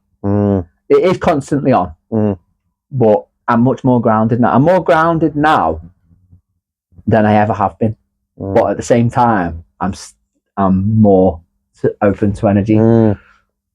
But I am at a point where, like, I do feel like when I'm, like, if I'm in a group and there's a lot, I get really sensitive when there's a lot of like ego stuff going on. You know, like macho kind. You know, if there's any kind of ego going on in you know, like showing off and that kind of dynamic, instantly I can't be around. I find it. I like, but sitting here talking about truth. For me, truth is the most nourishing thing that I can be in energetically. When I'm around falseness, I'm repelled by it. I just can't be in it. So yeah, it's when I say turn it off, I can't really turn it off. But you can manage it. I can manage it, and I don't go there. I used to, when I first started reading energy, I was reading energy of everyone and everything. I was like, oh my God, I'm overwhelmed by this. But now I choose not to. I'm like, I don't need to. So even when I'm doing a healing for someone now, I'm not going to start reading into the energy unless I feel that it's necessary. You know, like I won't start trying to, I stopped doing like tarot readings and stuff for people, because I'm like, I don't want to do that. I don't think that it's necessary. I'll only do that now, like read into people's energy, or like do psychic reading for people if I feel that it's totally necessary. If you know it'll really help them. If it's really going to help them, because I don't want to be this person that's like, you know, creating a service for people that people just come superficially and just want to get this like little thrill of knowing the answers to something that's not going to help them. Like I only feel compelled to actually give people like spiritual advice to someone that actually it's meant for them, and usually that advice doesn't come in the way of me giving them the advice that they expect. It normally comes in a way of planting a seed of something that's going to perhaps help them to change. Do you know what I mean? Rather than actually, just reading someone's fortune. I don't know if I want to ask this, but I'm gonna. Obviously, we've spent a couple of days together. Yeah. If I was asked you to read my energy since I came, was it last night? Yeah. What would you say? It's good. Yeah. I was surprised actually because you got a flat tire. Yeah. And like, I think you handled it better than I would. If I had a flat tire, I'd be like, oh God, I've had a flat tire. I'm meant to be going to someone's. I'd have been stressed out. Yeah. You were so cool. Yeah. And that's good quality, that, I think, because it's great. You're easy to be around and like got like just cool energy, like calm energy. Cool. I like it. Like it. Right, let's wrap it up then. So we are sat in the Inner Guru, where you do your multitude of services. Yeah. What's on the horizon for you? We've talked about where you've come from, what you've been through. Mind-blowing shit. I thought I'd heard some mind-blowing shit until today. Like, it's been fantastic. What's the future for you? And or another double question. Yeah. Are you just like a lot of spiritual people where I'll just leave it up to the universe and I'm going to go along with the ride and whatever happens, it's all meant to be? Yeah. Or are you in this fucking office or studio creating and making shit happen? Or both, or what? I'm absolutely making shit happen. Like, it has to be done. It was like, if I didn't make shit happen, I'd still be sat in my bath thinking, contemplating whether I've been cursed or not. Yeah. No, I mean, you have to have that element of that. It's the masculine, isn't it? Like, this is my philosophy: is that that feminine side of us is the creative side, the one that puts the ideas. It's that flow, and I think that you've got to have that flow for things to be birthed. It's like the feminine. You need the feminine to birth things into life. It's the same principle when it comes to manifesting things into life. Like, projects and ideas and things. You can't project and work things like that, and whatever it is your plans are, you've got to be able to have a good idea, but then you've got to be able to implement it. Yeah. And I think that's where a lot of people fall. They've got all these great ideas, but actually, are you willing to get off the floor? Are you willing to put in the hard work to get this thing off the ground? Because you do have to. You can't just, things just aren't going to come to you. Opportunities, I believe, will come. But then if you've got to walk, it's like doors will open, but you've got to walk through the door. Yeah. You're not going to do it sitting on the internet. On your phone or sitting on the couch. You've got to actually get up and go. I find that as well. Like, in terms of opportunities, like you may see opportunities or hear about opportunities, but you've got to actually turn up. Yeah. You've got to book the ticket. Yeah. You've got to travel down. You've got to put the effort in. Yeah. Exactly. You know what I mean? Most people want things with minimal effort, and it doesn't work like that. It doesn't. You've got to actually put in your own energy. And I think when it comes to creating something, you need to put your energy into creating that, and that takes you actually doing something proactively to create something that you want to create. You can't just come up with an idea and get someone else to do it. Yeah. You've got to like put your heart and soul into it. Yeah. It's like a baby. You've got to nurture birth it. You've got to birth it. Once it's a toddler, old enough, it can run on its own. But you've got to actually look after it until it. It's funny you mentioned like that analogy, because I was talking to a friend of mine a little while ago, and I was talking about my business, and my business being, it's like my little mate who looks after us. Yeah. I look after him. I do a lot of work for him. Yeah. And he looks after me as well. Yeah, you know what I mean? He pays me back for the help I do and work I do on him, and my business helps other people. Yeah. And I've got to put into me and invest in myself and invest in him. Yeah. You know what I mean? So I think another thing as well, going off on that, is like, I think that if you are, like into manifesting, if you're into like that spiritual, the universe is going to provide the opportunities and things like that. I think that it's really important as well, like when it comes to manifesting, is that you don't give out that sort of like lack. If you're like, oh, I haven't got that, I need this, I need that, I think it kind of repels it. And it's the same not just with manifesting things, but it's the same in like relationships and stuff. You say, oh, I need a girlfriend, or I need this. You're just going to repel it. Yeah. Anything that you say, if you put out there that you need, you're pushing away further and further. You got to be like, this is happening. But another aspect to it is integrity. I think that integrity is probably one of the most important things that you need to have when you are, especially if you operate in a business that's in service to others. I think that other people will resonate more when you have that integrity. Yeah. Now, people might be like, what's integrity? How do we measure it? Now, I have a formula for measuring integrity, and that is that your intention is greater than your reward. It doesn't have to be like a poor reward. It just means that your passion is more directed towards your intention and the purpose behind it of what it is that you're offering, rather than the reward, because the reward always follows. Yeah. That if you're not focusing on the reward and you focus on what it is that you're delivering, the reward comes. Yeah. Like it. Yeah. I very much like it. So what I'm doing next year is I'm doing a lot of Kambo practitioner training courses. To be honest, I've got quite a lot of demand for it in different parts of the world. I'm in London in March. I'm doing advanced training here in February. And this is for people to become a practitioner. If people would like to become a Kambo practitioner, then they can take part in the training course. It's a 2-week training course. We cover everything from science and the foundations of being a practitioner, the application and the safety side of it, holding space, managing energy, boundaries, the contraindications, who can and can't take Kambo, etc. Going through your own processes, understanding how the medicine works, understanding the origins of it. We cover that over a 2-week period. It's fantastic. It's one of my most prized courses, I would say. Yeah. I mean, the things that I do is what I take the most pride in. Yeah. Is the Kambo practitioner training. Everyone that does it always says, it's given me consistently good results. Yeah. I always say to people that are on the training, I wish I could offer this level of inner work for people that aren't training to be a Kambo practitioner, but people won't commit to doing 2 weeks of Kambo. Yeah. It's not very many people do it, but the ones that want to do the training, they go through the training and they come out transformed. Class. And every time. I like it. It's brilliant. Like I'm very, very surprised if I get to people to the end that they haven't had a breakdown. And then on the Monday of the second week, I wanted to go home. Really? Yeah. Yeah.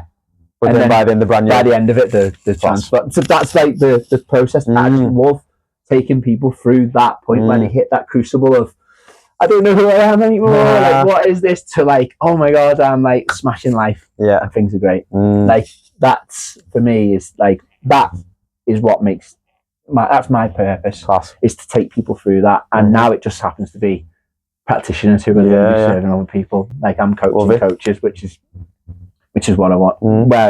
Where I'm going to be focusing most of my time on next year. This centre as well, the Inner Guru, I'm going to be doing more community-based work here. And also I'm going to be doing a retreat in Spain, which I'm really, really looking forward to. It's the only retreat I'm going to be doing next year. And yeah, I'm really, really looking forward to that. Belter. I'll put all your socials in the description. Thank you. I just want to say thanks. Thank you. It's been fucking class. It's been absolutely class. I want to say thanks for a few different reasons. One, for being so open and so honest and so willing to tell the stories, because some of them probably aren't too easy to tell compared to a normal story. You know what I mean when I say that. Thanks on behalf of everyone watching, because no doubt the stuff you've come out with today will help a lot of people that watch. Good. I think you have had such a life of extremes, but yet even though you've been extreme, nearly prison and dead, and then you've nearly been dead this side as well with the spiritual side of things. Like you've been at so extreme, you've managed to, despite being extremes, bring it all back together and put it in and channel it to fucking healing and harmony and helping others. And I think a lot of people live at these extremes, maybe not your extremes, maybe slightly on the inside of those, but they live at these extremes. Yeah, absolutely. And they struggle pulling it all together and channeling it into something positive. I think a lot of people are stuck there, so hopefully people watching will be able to realise, yeah, you know what, that's a bit of me, and I'm going to fucking channel it positively. Good stuff. Thank you very much. Thank you. Pleasure.